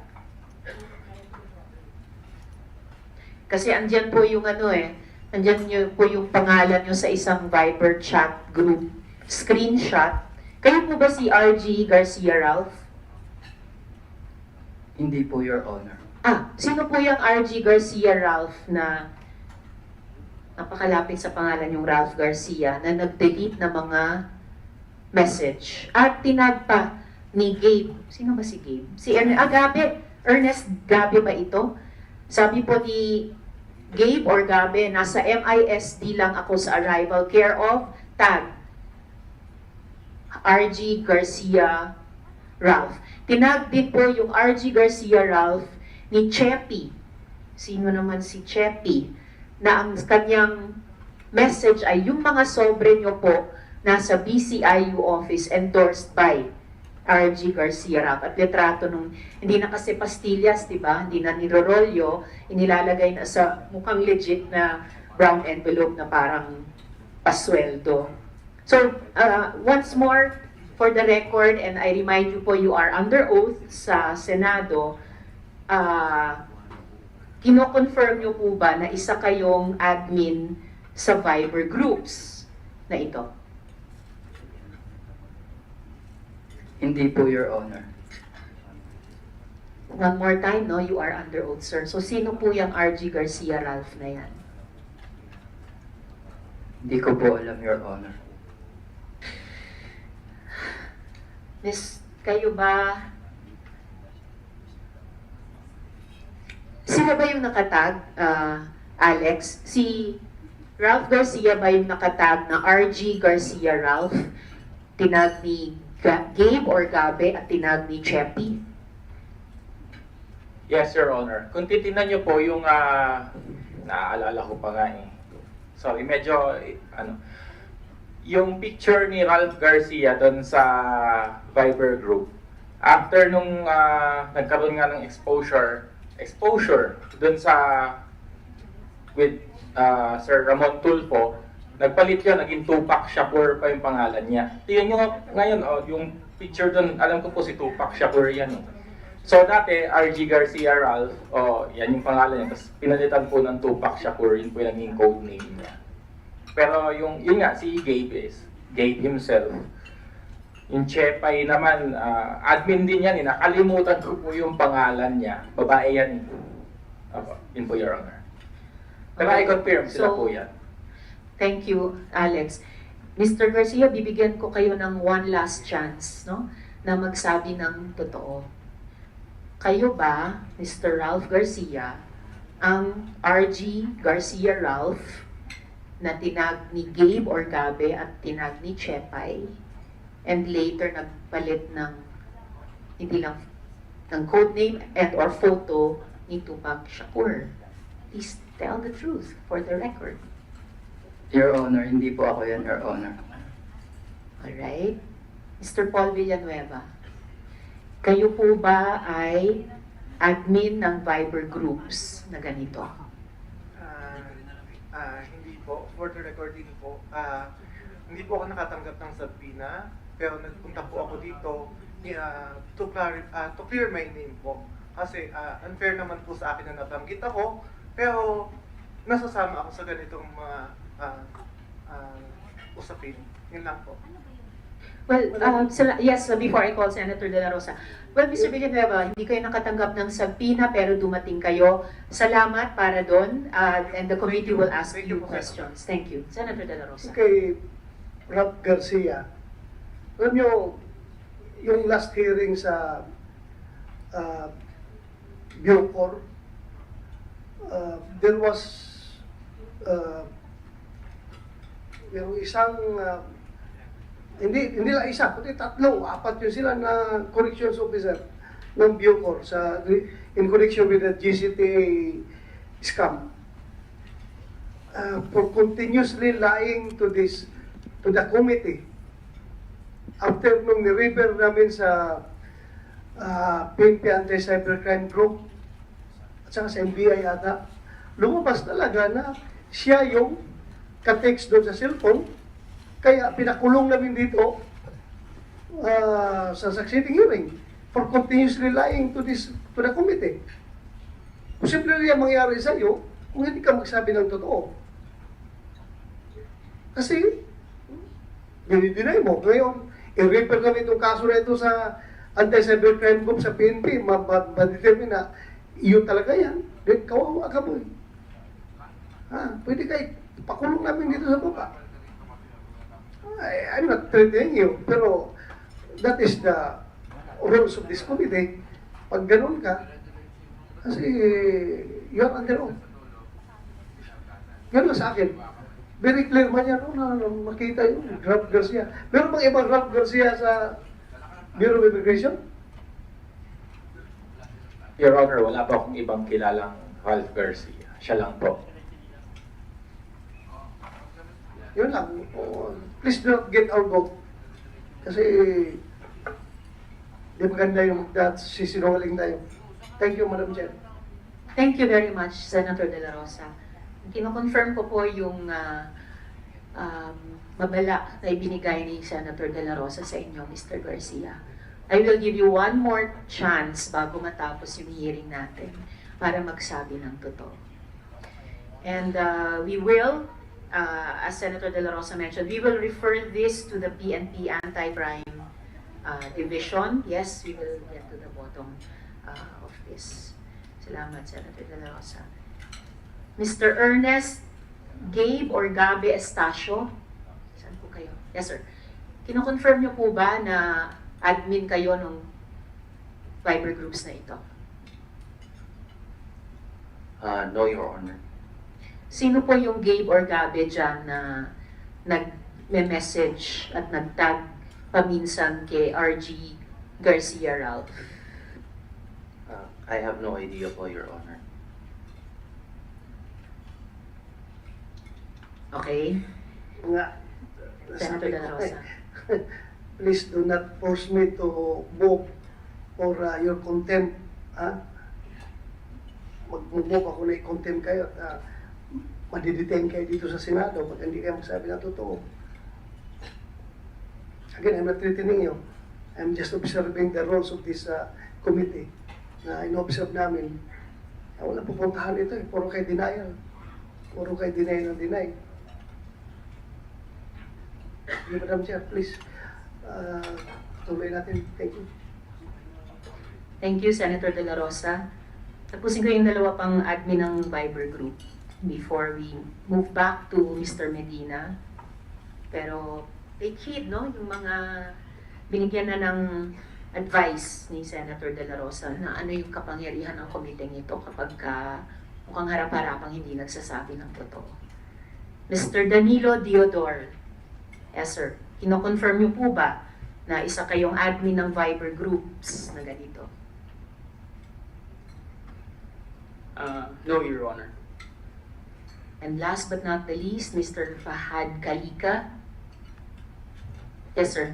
Kino-confirm niyo po ba na admin kayo ng Viber group kung saan yung immigration officers nakukuha yung listahan ng pangalan ng Chinese nationals papasok sa Pilipinas? Your Honor, excuse lang po, correction lang po sa name ko. My name po is Abdul Fahad Kalaka. I apologize, Mr. Abdul Fahad Kalaka. At i-correct po namin yung records nitong hearing na ito. So, Mr. Calaka, kino-confirm niyo po ba na kayo ay admin ng Viber groups na ganito? Hindi po, Your Honor. So, lahat po ay nagde-deny. Yes. I will suspend the hearing momentarily to confer with Senator De La Rosa.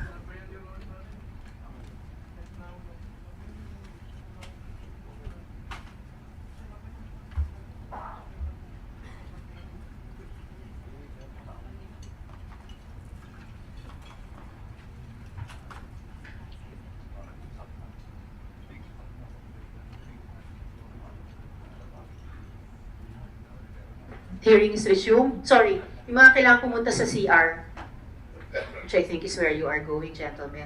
Pero balik po kaagad dahil maraming tanong pa. After conferring with Senator De La Rosa, the chair has decided na patatapusin namin yung investigasyon ng PNP Anti-Cybercrime Division para mapatunayan namin kung at least yung dalawang pangalan na nag-appear na sa screenshot na ito, Ralph Garcia at Ernest Gabe Estacio, ay totoong sila nga, yung mga resource persons na nandito kanina. And then at that hearing, the chair will give them one last chance to tell the truth. Kung ang lumabas sa investigasyon ng PNP ay sila pa rin, sila nga.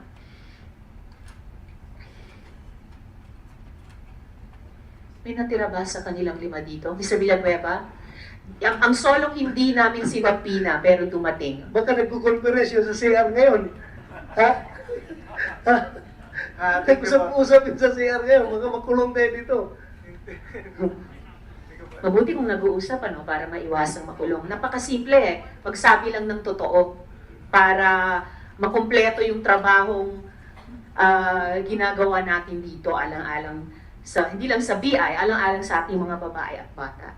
But okay, my last question kay Mr. Villanueva, para sa grupo ng mga identified admins ng Viber groups. Sabi ng mga di umanong suppliers, hindi daw sila ang nagsusupply ng mga pangalan. So sabihin nyo sa akin please at sa komite, saan nang gagaling yung mga pangalang iyon? Hindi ko po alam yan, madam. You can check those kung kasama po ako dyan. And I am sure po at clear po ako na hindi po talaga ako kasama dyan.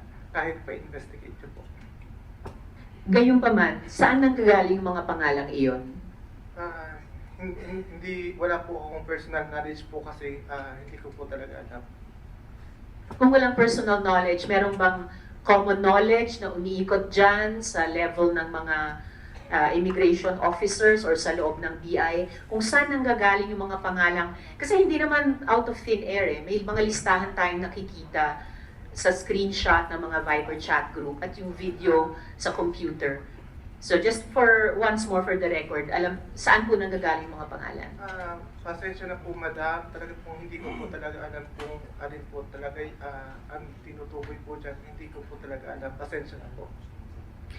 Alright, so babalikan po natin yung mga identified admins sa susunod at huling hearing.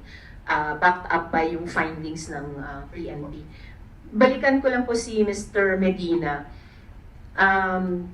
Pinag-uusapan natin kanina yung mga sinuspend nun, sina Mr. Scomia, Guevara, Binsol, Magbuhos, et al.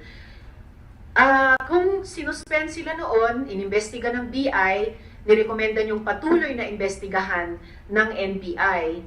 So, hindi totoo yung sinasabi nila ngayon, di ba, na hindi nila alam yung nangyayari. Tama po ba? I think it's going to be unfair because there's due process already. Setting that aside. But at the time when it was reported, we immediately act on that. To be fair with them, it's going to be an investigation instead of them being fired entirely outright. So, I'm not saying that alam nila yon, hindi nila alam. Pero ngayon po sila po ay binibigyan ng pagkakataon na sumagot dun sa mga inaakusa sa kanila at that time. At we welcome investigations po. At natutulungan po ang aming mga institusyon, lalo ng Bureau of Immigration, ng mga ganitong klaseng exposés. And ang hiling ko lang po ay talagang makamove on din po ang Bureau kasi po humaharap po ang ating mga immigration officers ngayon sa corona.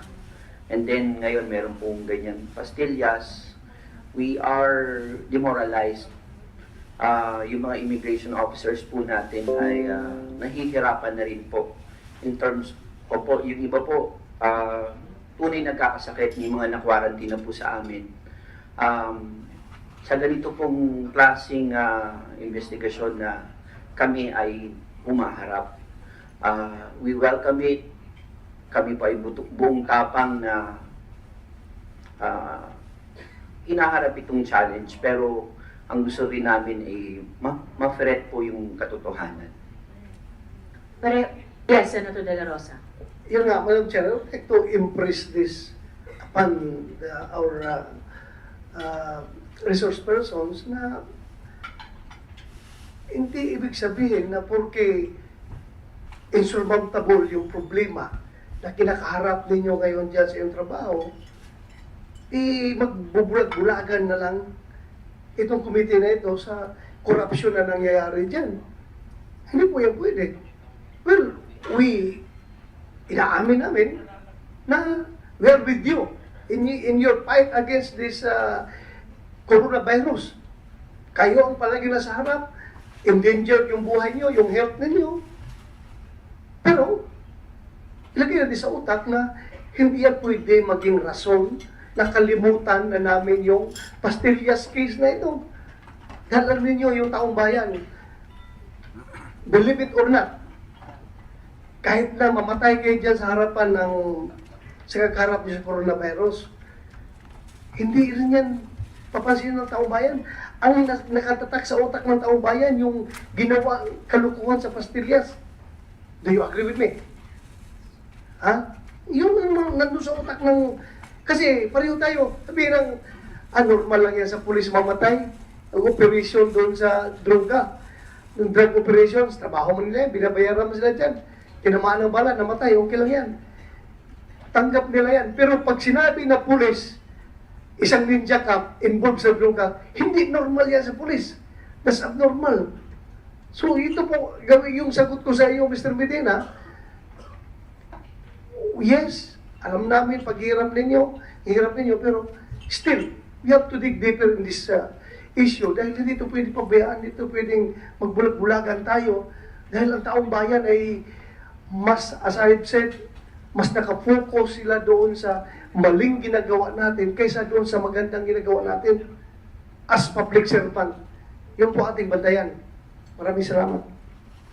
Salamat, Sen. De La Rosa.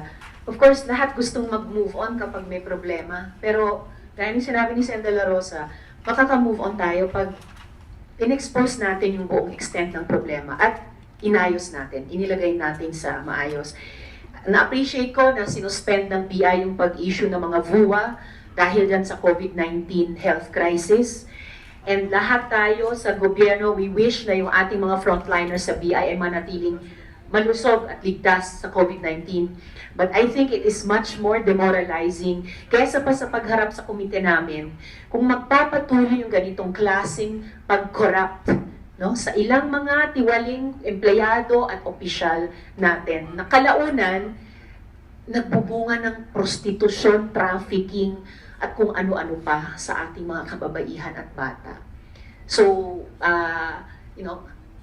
hang in there with me. Pasensya, wala kayong choice. Kailangan nyo mag-hang in there habang nagdidinig yung komite namin. But we will come out with the committee report moving forward. No?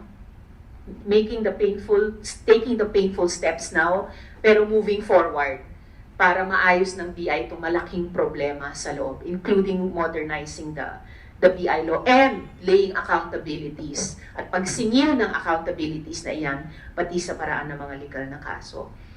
So, just to go back to Mr. Medina, currently po yung mga taong na-reassign sa ibang mga division ng Bureau of Immigration, nasa saan po sila? Nasa admin division po, administrative division. Lahat po nasa admin. Apo, So wala na po sila sa control ng DOD? wala na po. So sa kasalukuyan, sino pong in charge sa TCEU at saka sa BCIU? Before, it was the Office of the Commissioner.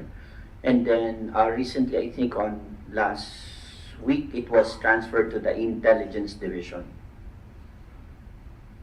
Alright, thank you Mr. Medina for now. No? Balik po kay Mr. Tulfo. So sir, our witness, Alex Chong, first came to you last year and presented you with evidence na directly ini-implicate si Mr. Red Marinas and several others dun sa tinawag nyo noon na human trafficking scheme sa NAIA.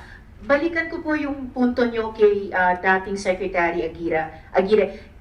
Tanong ko ulit, yung chopper na nagdadala ng pera sa Mularay, saan nyo po nakuha yung information na iyan? Kay Mr. Chong. So, tatanungin ko po kayo nung pareho kong tanong kay Mr. Marinas kanina, nagsisinungaling ba si Alex Chong? Hindi.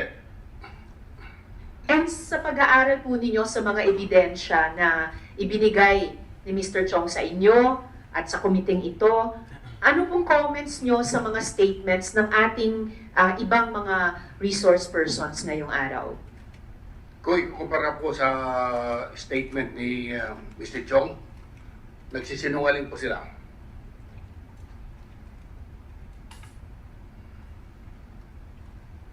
Would you care to elaborate on that, Mr. Tulfo? Bakit nyo nasabing nagsisinungaling sila kumpara sa testimonya naman ni Mr. Chong? Nakikita naman sa body language eh. At saka po, si Mr. Chong, hindi ko kaya kakilala yan.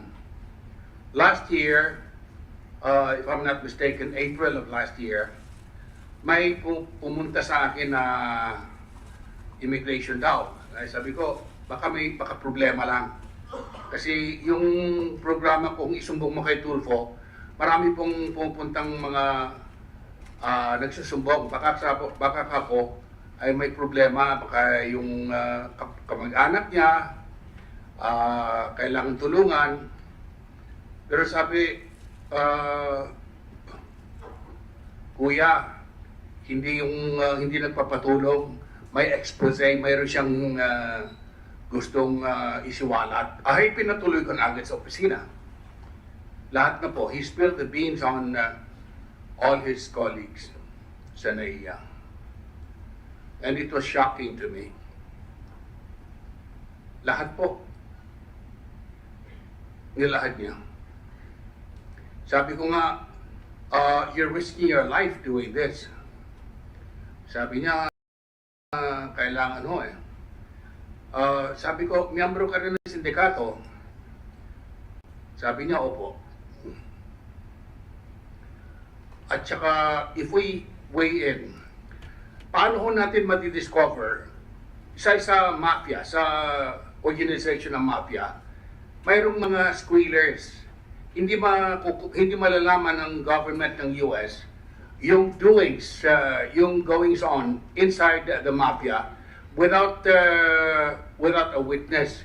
Yung kasama po. Si Mr. Chong umamin po na siya ay miyembro ng sindikato. Paano mo hindi paniniwalaan yan?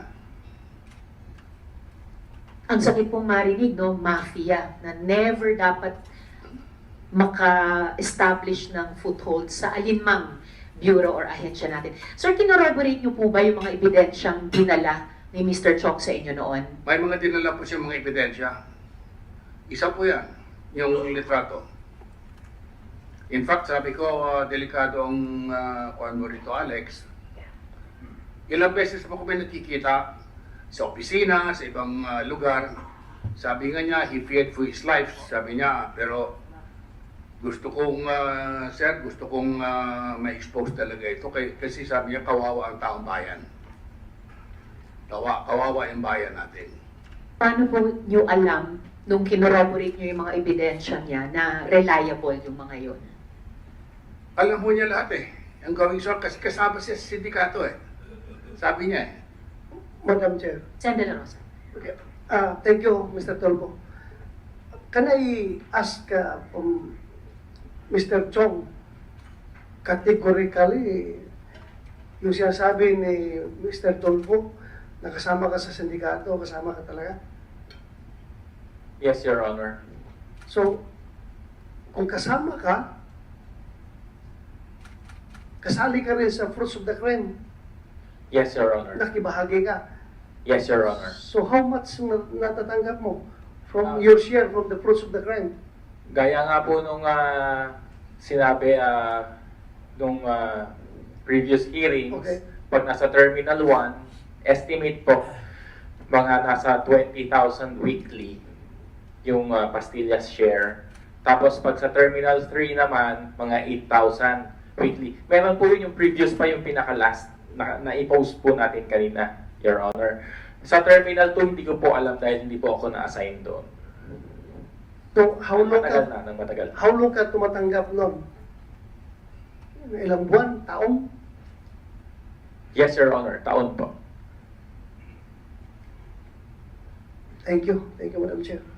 Thank you, Senator De La Rosa. And once more for the record, dahil nga insider testimony ang kay Mr. Chong, ay inextendan siya ng Senado through Senate President Tito Soto ng immunity from suit bago pa man siya tinanggap ng DOJ sa Witness Protection Program.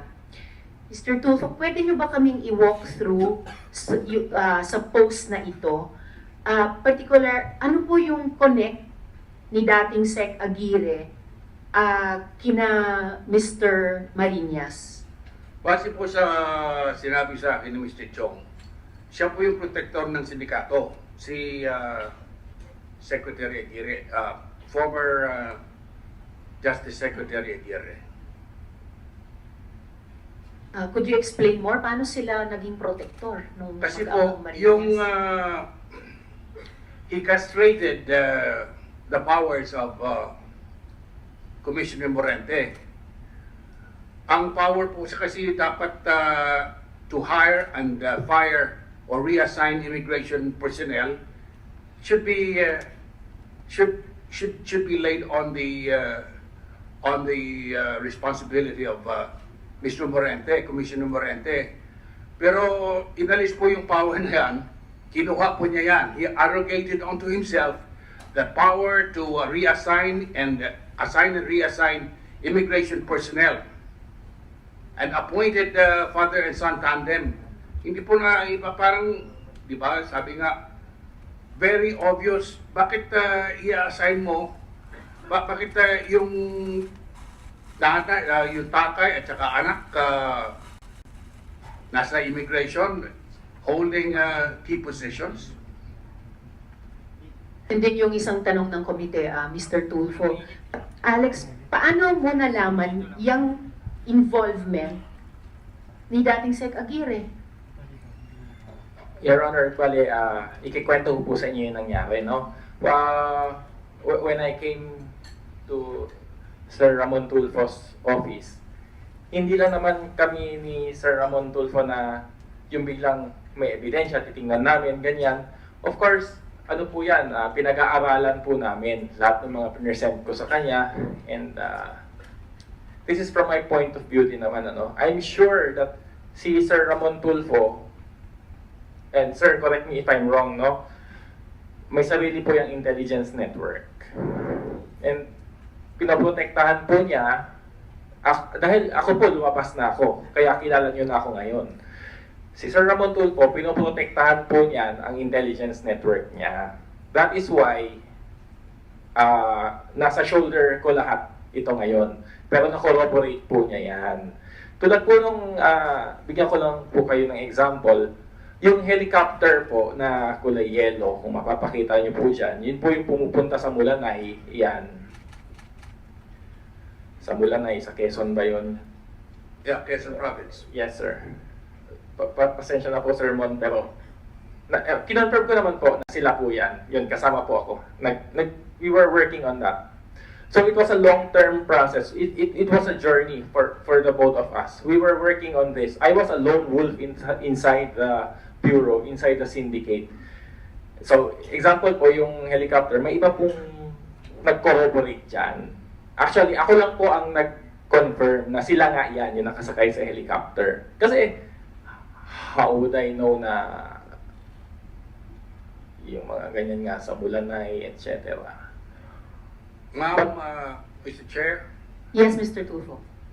yung helicopter na yan, nag-check po ako sa Mulanay. Palagi nakikita yan, mga every month, andyan. Naglalanding.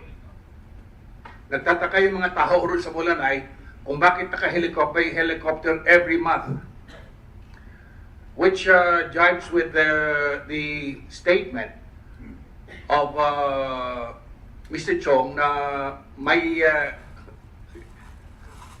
doon naglalagay ng pera.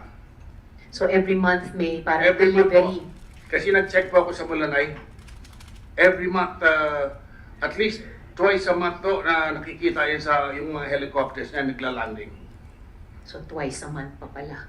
Thank you, Mr. Tulfo. At this point, gusto ko lang tanungin din si Yusek Agipay Villar because the DOJ Yusek has to go soon. Yusek, could you please update us on the status of the investigation na hiniling ng na in-initiate nyo with these current revelations? Actually, Your Honor, it was started after the expose of Mr. Tulfo way back in April last year, 2019. And the IACAT OIC director, executive director then had several meetings with the BI, the personnel involved, and also with the NBI and other IACAT officials in the airport. After which, the NBI conducted its own investigation, independent investigation, and it is still ongoing at the moment, given also the recent discoveries.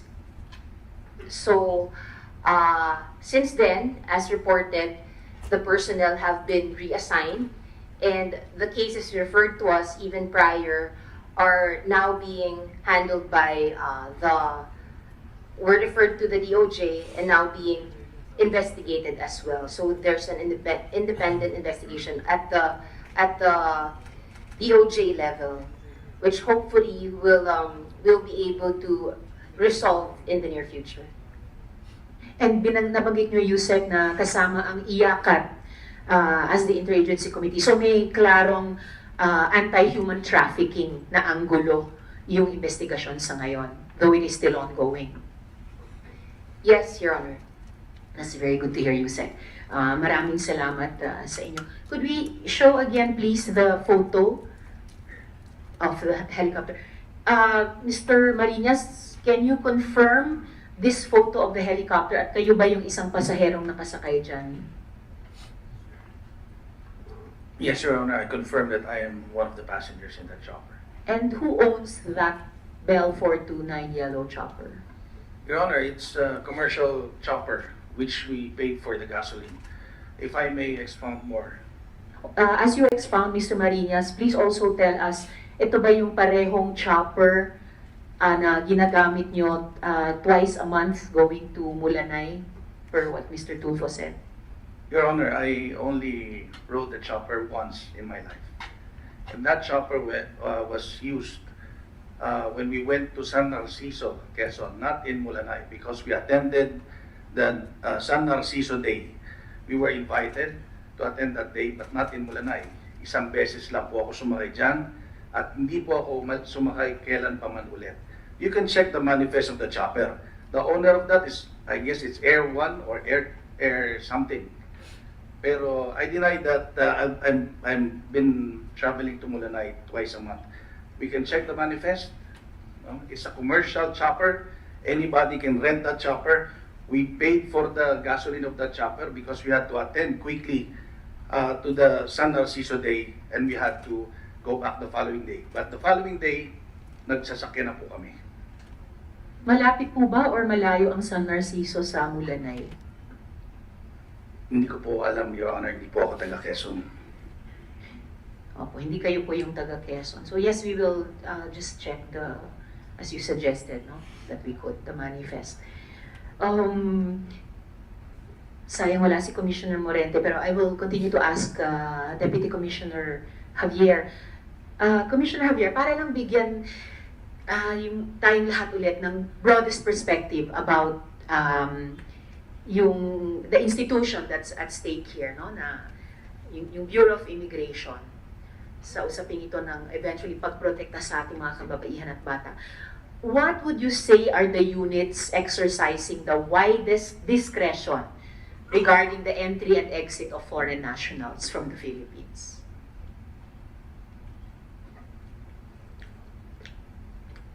We have the two divisions in charge of border security, Madam Chair. Number one is the airport, which is being handled by our Port Operations Division. And for the seaport, it's being handled by the Seaport Operations Division under the Immigration Regulation Division. So POD and SOD? SOS, under the SOS. IRD. It's a section under the Immigration Regulation Division. Under the IRD. So itong dalawa yung pinaka may say, pinaka at malawak, maluwag ang discretion sa entry at exit ng foreign nationals. Opo. Akala ko yes, I thought you would say TCEU at saka yung BCIU. We're talking of division, ma'am. Pero yung sa POD, it's the Travel Control Enforcement Unit, which supervises and monitors both the inbound and outbound passengers. And yung BCIU, hindi ba siya isa sa pinaka may wide discretion? Hindi po, kasi BCIU is just a border control, intelligence unit assigned at the airport. Sila pa yung sa front end ng primary inspector, ng primary inspection. Pero the final say whether to exclude or allow the passenger to get in is the Travel Control Enforcement Unit. Na isa sa pinaka... Even to get out for those who want to get out, for Filipinos especially. Yun po yung mga namomonitor natin na traffic persons is the TCEU na nag-handle po nun. At sa kasalukuyan, sino pong may direct control sa TCEU? TCEU right now is under the overall head, Ma'am Timotea Barizo. And it used to be under the office of the commissioner. But now it has been recently, a week ago, I think, it was transferred to the Intelligence Division headed by Mr. Jun Manaan here. Ang pinagtatakahan ko po, Deputy Commissioner, yung sinabi po kasi ni Commissioner Morente nung nakaraang hearing na parang kalakaran na ito sa BI. Pero yung mga taong sangkot, hindi naman nadi-dismiss, nalilipat lang. Hindi ba pag ganun lang, talagang magiging kalakaran na? Kasi po, we have due process in our country, especially like in this case, for those mentioned by the witness Chong, they were issued a show cause order by the Board of Discipline, and they submitted their answers, vehemently denying all the allegations in the expose of Mr. Montulpo, on the basis that all the allegations are hearsay. Actually po, I'm also, as you very well know, I'm also in charge of the fact-finding investigation, and we were also given limited time to do so. But we dissected the sworn statements of Mr. Alison Chong, and some of the statements are very general in nature, all too sweeping, but some allegations are supported by evidence, like the screenshots of the Viber group, the screenshots of the Chinese nationals allegedly being allowed to enter the country. For example, in paragraph 9 of the sworn statement, it mentions about the Viber group chat in the Viber application, and attached to the, well, as evidence supporting the statements in paragraph 9, its Annex B and the series are screenshots of the Viber group. Binangga po namin yung sworn statement niya sa aming, we verified with our records. And we will try to substantiate kung totoo po yung mga pangalan doon. And lumabas po sa aming, well, this is just a snippets of what we have done so far. Na yung sa pangalan ho ng nakalagay doon, I think there are around, in the Annex B, around 58 Chinese nationals. Nakalista po kanina sa nilabas na Viber chat.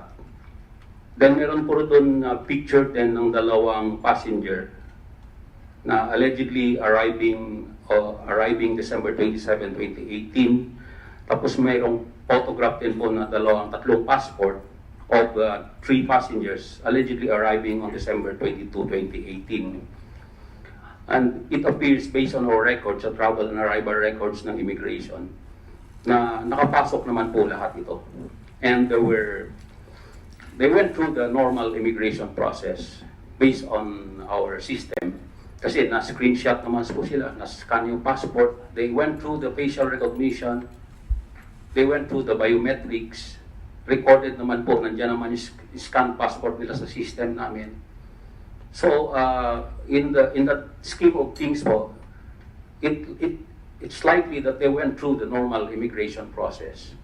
But as to the question of they were given VIP treatment, yun po yung questionable doon. Pero lumalabas po na the primary inspectors, lahat po to, yung ilang total nito, 63, sa record po ng system namin, na their passport were scanned and wala naman po derogatory hits. Wala naman silang derogatory hits, so pinapasok po sila siguro. So, for lumalabas din po dito na like sa Annex B, they 58 na tao po yun. And they entered using a tourist visa. Yung sa dalawang may photograph, they entered also using a tourist visa. At yung sa tatlo po na may passport, visa upon arrival naman yung ginamit. And after lumabas naman po sila lahat, except we cannot verify, may 5 po na nandito pa yung pangalan, but we are still verifying it. But sa 58 po na nakalagay doon sa Annex B, 7 converted into a working visa. And the rest po nakalabas na ng bansa, except for the 5 na we are still in the process of verifying kung nandito pa talaga o hindi. Kasi po yung problema, yung date of birth minsan. So, binabangga lang po namin sa arrival na nakalagay doon sa group chat. But they arrived in the 2019, last year. At yung isang in-establish po nung sinabi nyo, Deputy Commissioner, ay yung nagmamatch. Yung Viber lists at saka yung mga pasaherong entering. Kasi hindi naman po namin sinabing hindi sila biometrics. So, establish na totoong factual na listahan nyo ng mga taong pumasok on those dates. Yes, So, ma'am, that we thank you, can Deputy. establish in the affirmative. Yes po. Noong 2018, nagpatulong nga po yung BI sa NBI naman to get to the bottom lalo na ng mga alleged human trafficking cases. So, may reports na po ba ang NBI sa investigasyon na ito? At si Attorney Tovera po ba ang magsasalita ulit sa NBI or who will speak today? Yes, Attorney. I am, good afternoon, Madam Chair. I am Attorney Dongalio, ma'am. Attorney Dongalio, The head yes of please. the May resulta na po ba ito? Ma'am, after the first hearing dito, ma'am, nung few weeks ago, our then caretaker director, Medardo de Lemos, immediately created a task force, issued an order creating a task force supplementing the original team last year, ma'am, na na-create din. Yung subali, yung report ma'am nung team last year na nag-investigate regarding sa expose ni Sir Montulfo, sinupplement na po namin ngayon. Kasi yung ibang team members ma'am nalipat ng mga division eh. So, all the investigation are transferred to my task force, ma'am. Ako po yung head at nag-rate po kami ng mga ilang, mga more than 10 members dito. At since last week po, nag-convene na po yun at tuloy-tuloy na po yung investigation natin, ma'am. We conducted immediately lifestyle checking of the principal players of this pastillas. We, actually ma'am, nag-interview na po kami sa ating whistleblower, kay Mr. Alison Chong, sa premise ng witness protection last Thursday and Saturday. Tuloy-tuloy pang pagkuha natin ng statement kasi napakadetalyado po ito, ma'am eh. Actually, I was present during the previous hearings. Yung binasa niya po rito, medyo may, ano yun, general eh. Ito pong pagkuha natin, medyo detalyado na po ito. Together with his counsel, I was personally present during the first session. At nag-request na po kami ng mga documents regarding the, actually, ano po tayo, backward check, no? 5 years. All the BI officials and employees 5 years backward who were assigned to NAIA, pinakuha natin lahat yung PDS, 201 file, SALS, and their previous assignment history. At yun nga po yung lifestyle checking po sa mga principal players, nagsimula na rin po tayo. I'm glad nag-lifestyle check na rin pala kayo sa NBI. So may mga reports na po ba, both yung lifestyle checks at saka yung general investigation? At pwede bang humingi ng kopya yung komite namin? Yes ma'am, yung sa previous team po, yung last year na na-create, meron na po silang mga initial report dun sa lifestyle check. I-supplement lang po namin yun para mas mamatibay pa. Meron naman po mga initial na nagkakaproblema lang po kami sa tagal mag-reply ng mga officers, gaya ng LTO, LRA, yung record sa mga real properties and so on and so forth, yung mga barrel, ganun. Kasi minsan meron po sa experience namin sa lifestyle check, meron mga empleyado na napakaraming mga pag-aaring barrel, mahal po yun. Mga ganung bagay, ma'am. Marami naman pong pinagkukunan ng detail, o kaya mga information regarding lifestyle checking. So, bayaan niyo po, ma'am, i-furnish po namin itong committee ninyo as soon as possible ng progress report namin, ma'am. So, thank you, Madam Chair. Salamat din, Attorney Dongallo at sa NBI, pati sa continuing participation nyo sa hearing na ito. Malaking tulong po sa aming komite. Yes, ma'am. Thank you. Before I move to Department of Tourism, follow-up question lang, Mr. Mendoza? Yes, Mr. Mendoza. Yes, ma'am. And I remind you, you're under oath, no? Kayo po ba, nakapunta po ba kayo sa Mulanay at ilang beses? Naghatid po ba kayo nung mga biyaheng iyon ng pera? Hindi po. Hindi ko po alam yan.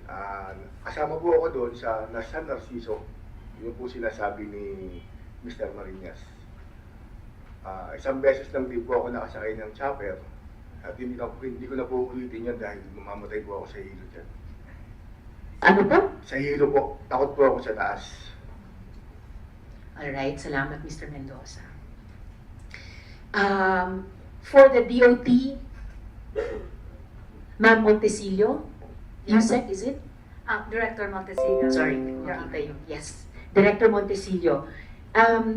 Yung DOT po ang nag-accredit ng tour agencies at tour operators, no po, na maaring magsilbi bilang conduit, at least noon, ng visa upon arrival o VOA. Tama po ba yun? That is correct, Your Honor. Paano nyo po pinipili yung mga tour operators na i-accredit ng department?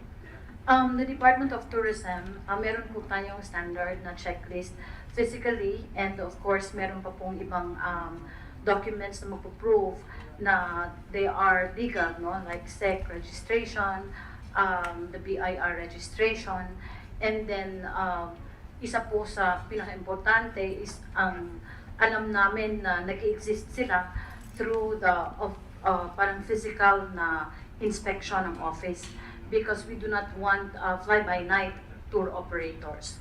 And then meron din po namang my understanding is I'm sorry because I am not with standards, but I used to be a regional director, so medyo alam ko po yung process.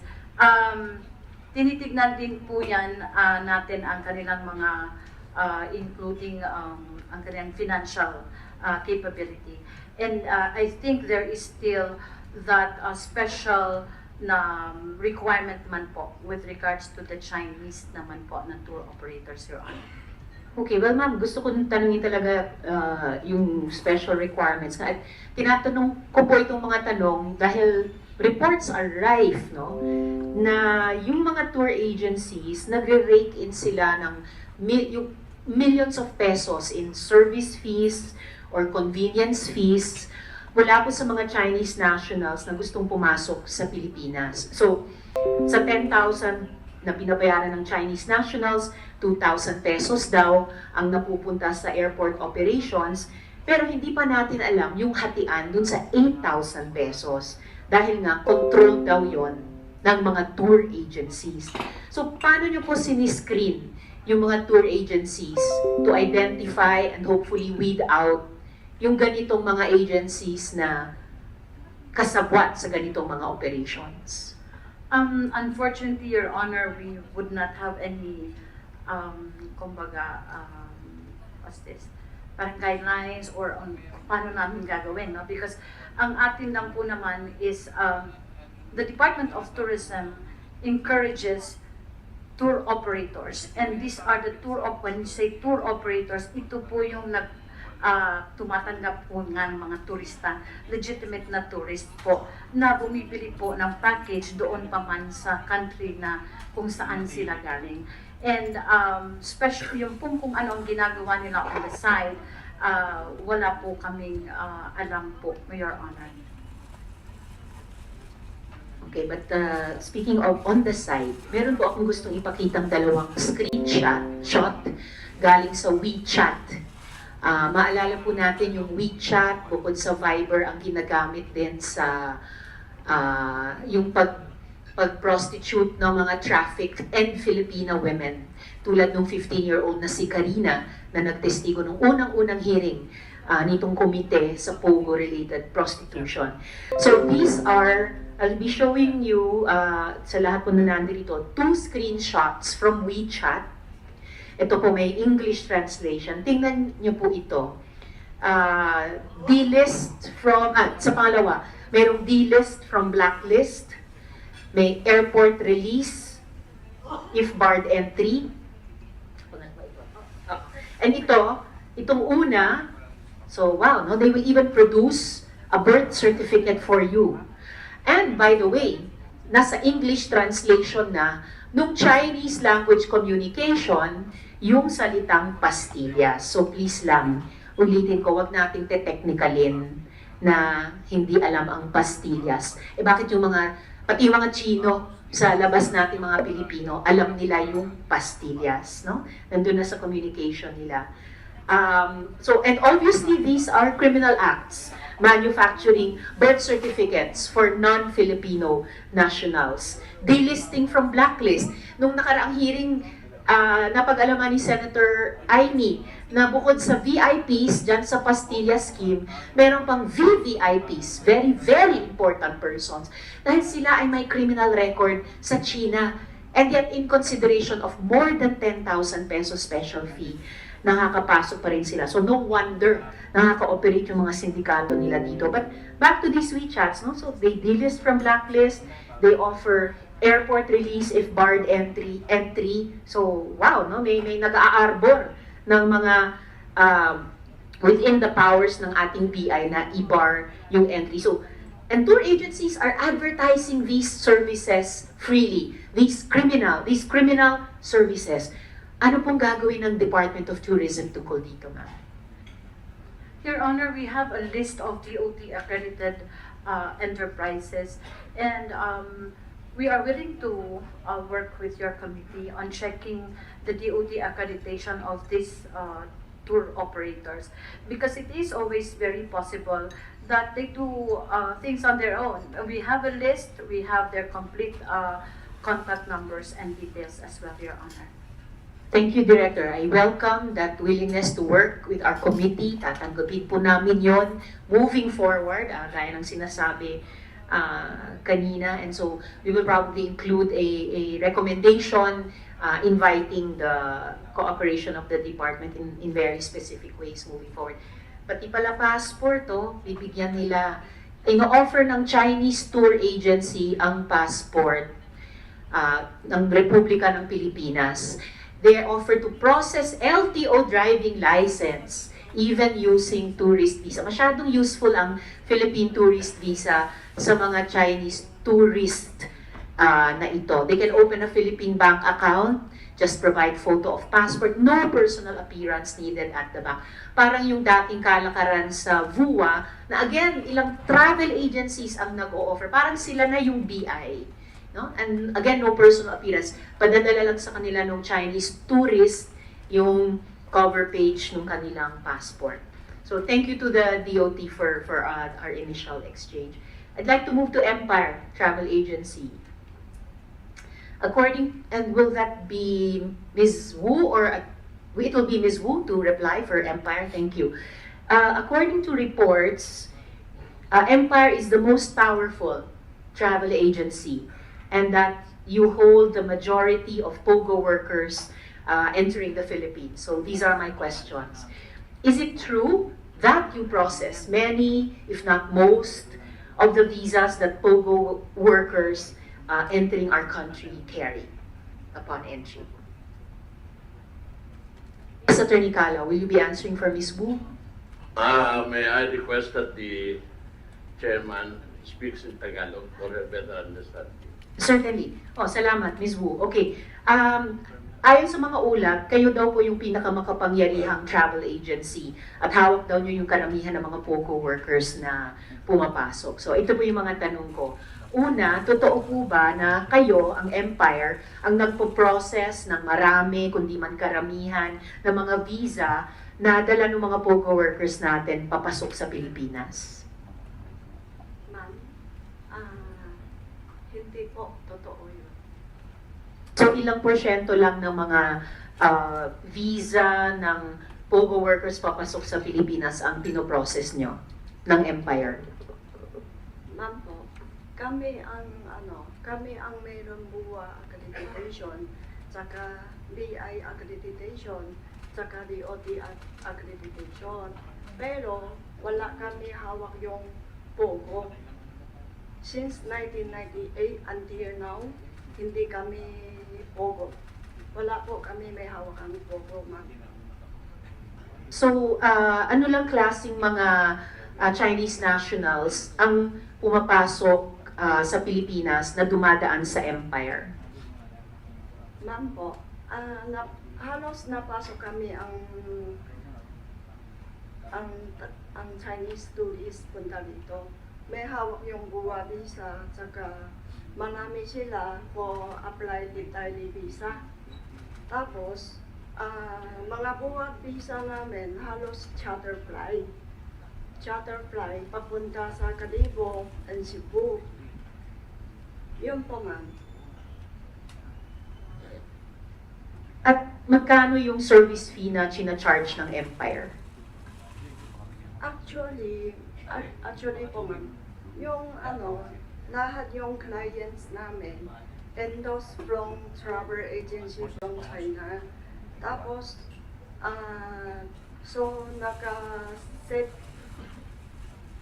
kami sa partner yung price sa pack 3 to 19 packs nasa 5,500 pesos. Pag puro visa, nasa 4,000 pesos. So, ito yung mga regular na fees na charge para sa iba't ibang klaseng visas ng Pilipinas. Yun ang BUA visa po. Tanungin ko muna si Alex ulit, no? Mr. Chong, anong alam mo sa Empire Travel Agency? Based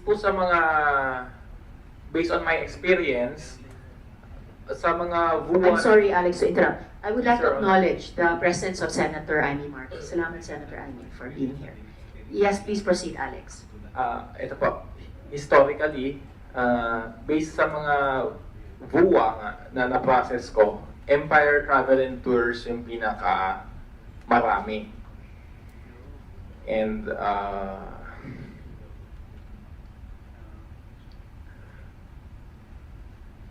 wala naman pong na-exclude sa VUA kasi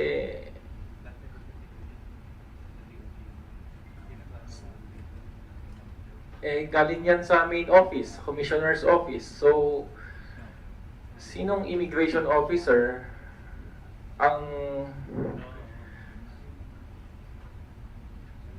siyempre, sinong immigration officer ang magcha-challenge sa power ng nag-issue ng VUA na galing nga sa commissioner's office? Because the immigration officers are mere extensions of the power of the commissioner. So, kumbaga mga galamay lang po kami. Very powerful po ang VUA. Ms. Wu, totoo po ba na may opisina na kayo sa loob ng Bureau of Immigration? Ma'am, hindi totoo po. Kasi totoo po ba na meron kayong reputation sa loob ng BI na pagiging generous, yung bukas palad? May mga ulat na namimigay daw kayo ng designer bag sa loob ng BI? Ma'am, hindi totoo po.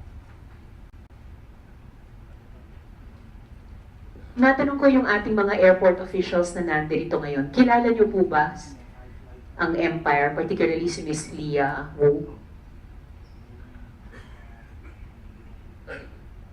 Pwede ko bang tanungin si Mr. Ortañez, head ng TCEU? Kilala niyo po ba si Miss Wu? Madam, hindi po. Mr. Comia, kilala niyo po ba si Mr. Wu? Ms. Wu? Your Honor, hindi po. Mr. Guevara, kilala niyo po ba si Ms. Wu? Your Honor, hindi po. And Mr. Binsol, kilala niyo po ba si Ms. Wu? Your Honor, hindi. So, ang overall head ng TCEU at yung TCEU heads sa NAIA Terminals 1, 2, 3, hindi nyo kilala kahit yung pangalan nung sinasabing pinaka-influential na travel agency dito sa Pilipinas at yung head ng travel agency?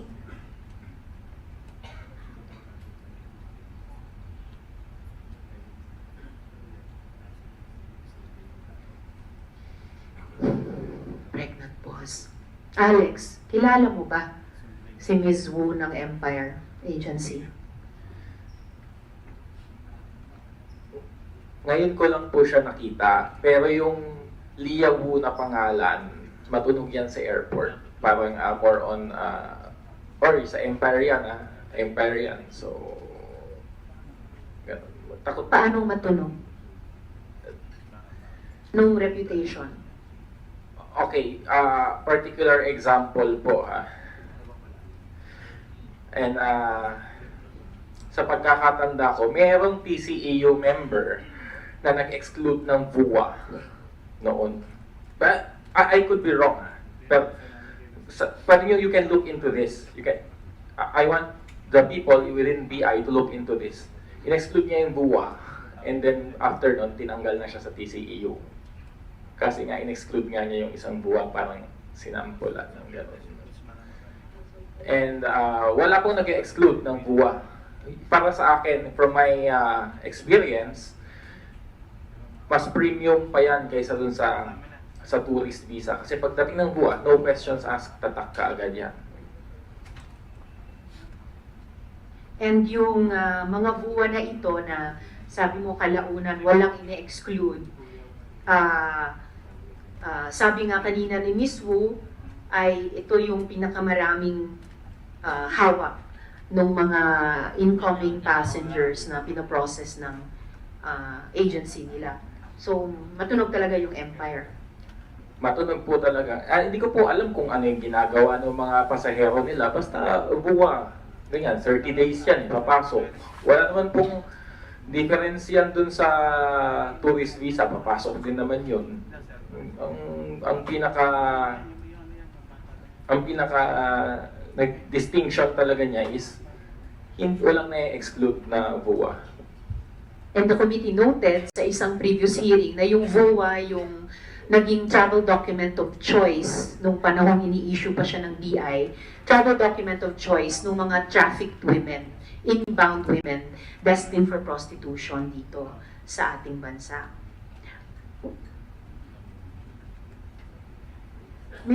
I'm sorry, sir. Attorney Calo. All right, before I move to the PNP, Attorney Calo. May I just clarify certain issues, Madam? According to my client, there were several BOA arrivals that were practically excluded. At one point where she complained because a BOA passenger was excluded because there was no reason. Now, if you review the BOA guidelines, a passenger under BOA may be excluded if he arrived on different flights, if he arrived on different dates, and he appears to be in the blacklist. So it's not really accurate that all the BOA passengers of Empire has not been included. It may be true that most of them have been allowed entry because they have been pre-checked, pre-cleared, and unless there are reasons for them to be excluded, that's the only reason where they're going to be excluded. Thank you po. Thank you, Attorney Calo. Pag tinapos na po ng komite namin itong mga hearings at ilabas yung committee report, susubukan talaga namin i-trace yung mga connection mula China hanggang dito sa Pilipinas, iba't ibang mga travel agencies doon at dito, yung mga suppliers na mga Chino na parang bagay ang mga tao, yung mga nag-traffic at nagta-traffic pa rin ng mga babaeng dayuhan papasok dito sa atin para i-prostitute sila dito sa ating bansa kasama na ng mga Pilipina. Meron pa silang kasama ng mga kasabwat sa mga travel agencies dito, and unfortunately, yung ilang mga tiwaling kawani at opisyal natin sa BI, dati at ngayon, binibiktima yung ating mga kababayan. Pati yung mga foreign nationals tulad ni Miss Ivy na inillegally recruit online sa Taiwan, tapos inillegally detained dito, kinonpiska yung passport, sexually harass, ang dami-daming ipinasok ng mga krimen laban sa mga babae at bata dito sa Pilipinas, at the additional cost of corrupting some persons inside and above sa Bureau of Immigrations. So ito yung, and Senator Amy, ito yung susubukan ng komite natin. We are together in the Committee on Women na i-drawing na money trail of corruption, trail of crime against women and children na para maging basehan ng mga rekomendasyon ng aming komite. Yes, Sen. Ivy. Yes, Madam Chair. Point of clarification, do I understand therefore that this is the last hearing on the illegal trafficking for women? This is the second to the last hearing because I think the committee will need to call former Secretary Aguirre, who was mentioned in the hearing, and also para mabigyan ng last chance sina Mr. Garcia at sino si Gabe or Gabe, and Mr. Estacio, yes, to one more chance, one last chance sa susunod na hearing, magsabi ng totoo dun sa identity ng mga identified Viber chat group administrators once matanggap na ng komite ang findings ng PNP. So, one last hearing early next week, Sen. Ivy. Okay, naintindihan ko po na limitado rin ang scope ng ating committee hearing pagkat ang mga kababaihan na pinapasok ng illegal ang siyang paksa nito. Subalit sa kabila nun, pagpaumanhin na ninyo, pero hindi ito tatapos dito. Hindi ito matatapos dito. Kailangan ungkatin itong pastillas at iba pang scam na babalitaan sa ating Bureau of Immigration. So malamang manganganak to ng iba't iba pang mga hearing, and there is an ongoing hearing, as a matter of fact, under the Committee on Labor and Employment regarding POGO workers na mangyari, tutumbukin na naman itong issues na ito. So, maghanda na lang po kayo at yun nga, nagdala na rin kayo ng mga abogado dahil napakarami pang katibayan at napakarami pang mga whistleblowers na nagbibigay ng iba't ibang testimonya. Salamat, Sen. Aimee.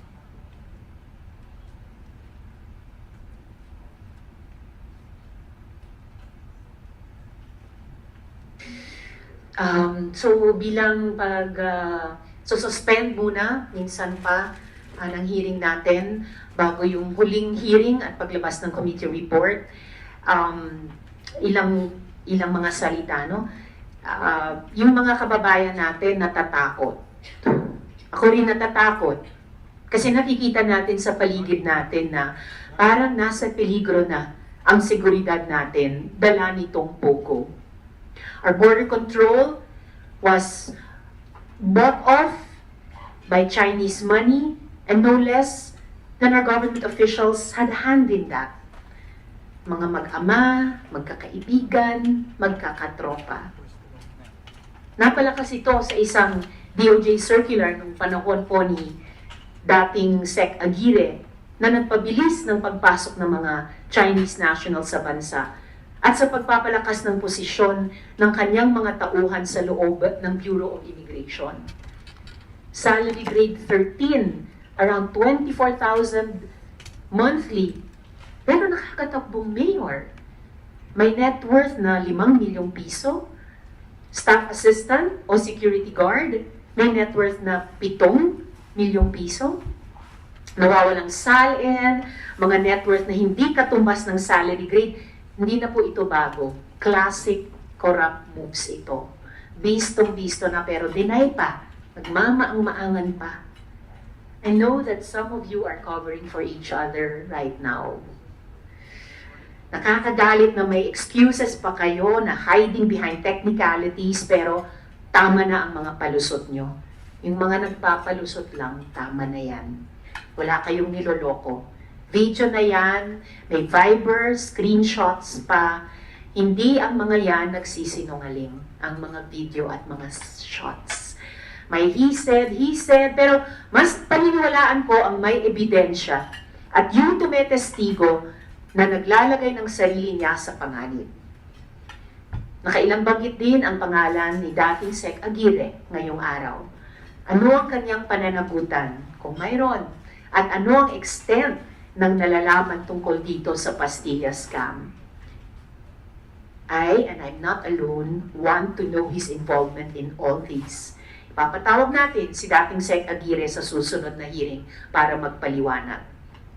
Pero, ang mas nakakadismaya dito ay alam na nila ang modus na ito last year pa, pero ang mga sangkot ay nilipat-lipat lang at hindi naman talaga tinanggal sa pwesto. Ongoing theme ang pag-recycle ng mga opisyal at hindi napapanagot sa batas. Talagang may kapit itong mga opisyal. Ilang mga opisyal ng BI na ito kumita ng milyon-milyon. At ano ang epekto? Paglago ng mga prostitution rings sa bansa, catering to Chinese nationals, kaliwat ka ng human trafficking at labor violations. Napag-alaman ng Senate Committee on Labor kay Chair Senator Joel.